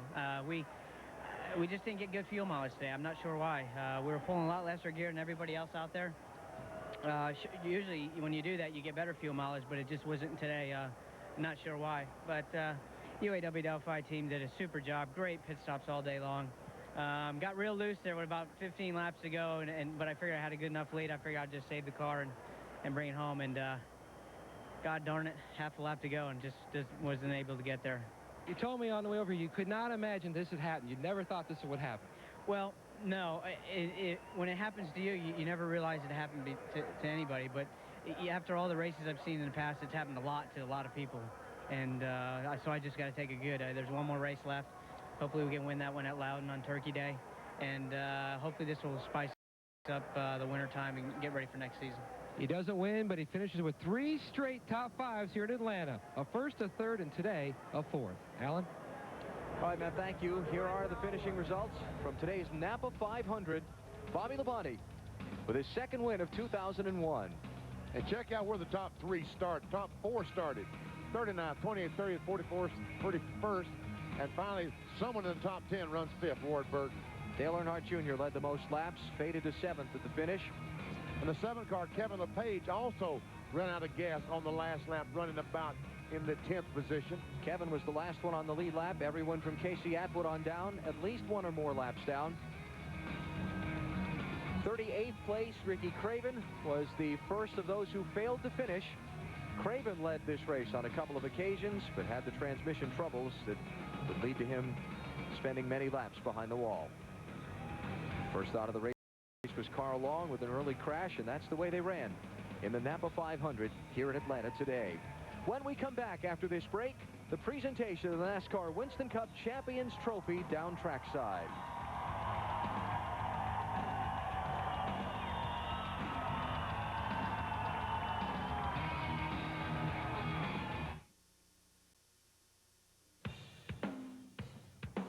The NAPA 500 from Atlanta Motor Speedway is brought to you by NAPA. We keep America running. By Miller Lite. Grab a Miller Lite. It's Miller time. By Conseco. Step up. And by UPS, the official delivery company of NASCAR.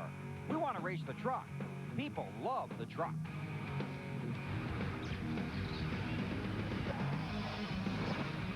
It's the Autotrader.com post-race show. NASCAR on NBC, wrapping up today's NAPA 500 at the Atlanta Motor Speedway, won in most exciting fashion by Bobby Labonte. Jeff Gordon about to accept the NASCAR Winston Cup Series Champions Trophy, having locked up the title for 2001 with still 1 race to go. You see them making ready down on stage now, getting ready for the presentation. We'll join it momentarily. Gordon with a 6th place finish here today. While we wait on the presentation, let's hear from Ricky Rudd, who will come up short in his bid for the 2001 title. Dave spoke with him moments ago. And we caught up with Ricky Rudd heading away from his car that he did not have a good day in. Ricky, your comments, Jeff wins the championship today. You were his closest pursuer all year long. Yeah, we kind of figured on Jeff, it was just a matter of time before he wrapped it up. We've been fading hard the last 3 weeks, not really sure what's wrong. We got to get back on the program a little bit. We didn't run good, then we had a flat tire and hit the fence, and that just kind of finished us off and gave up probably 20 positions when that happened. You're favoring your back. Did you receive an injury there? No, I've got a deal. I guess I got that Mark Martin syndrome. I got to go get it worked on this winter. No, it just hurts when you sit in that seat for a long time, but no. Just a disappointing day. The championship we knew was out of hand, but looks like we're going to give up 2nd, maybe 3rd if we're not careful. All right, Ricky Rudd, a true gentleman in defeat today here in Atlanta. Okay, Dave, thank you very much. Back here on the front stretch at the Atlanta Motor Speedway and the presentation of the 2001 NASCAR Winston Cup Championship Trophy. Let's begin with NASCAR President Mike Helton. Congratulations on an excellent season to you, Mike. It was a great season, and thanks to guys like Jeff Gordon and Rick Hendricks for making it that way. Jeff, on behalf of everyone at NASCAR, Bill France, his family, all the employees and members of NASCAR, the millions of fans, congratulations on joining an elite group. There's not many guys that's won 4 of them. You're only one of 3, so congratulations, and we're proud of you. Thank you a lot. Thank you, Mike. Thank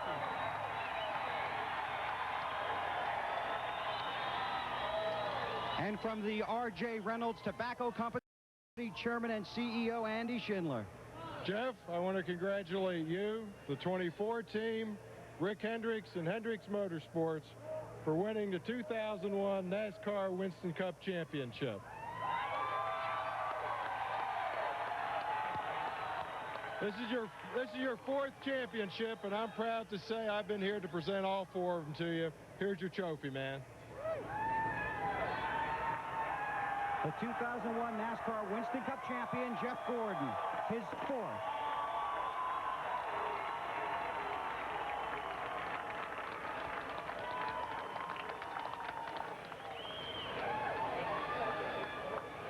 These are moments you never forget. No, I tell you, I want to thank Mike and everybody from NASCAR, and of course Andy and everybody from Winston.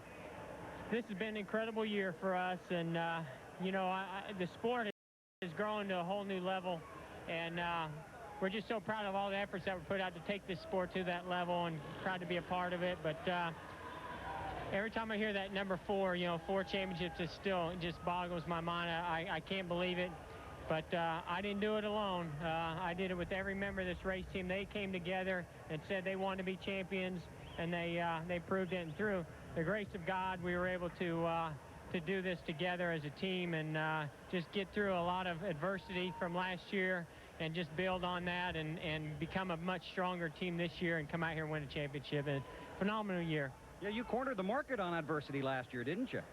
Yeah, we were testing our patience quite often. But you know what? I keep saying, I've said all year long, that year we had last year is what made us champions this year.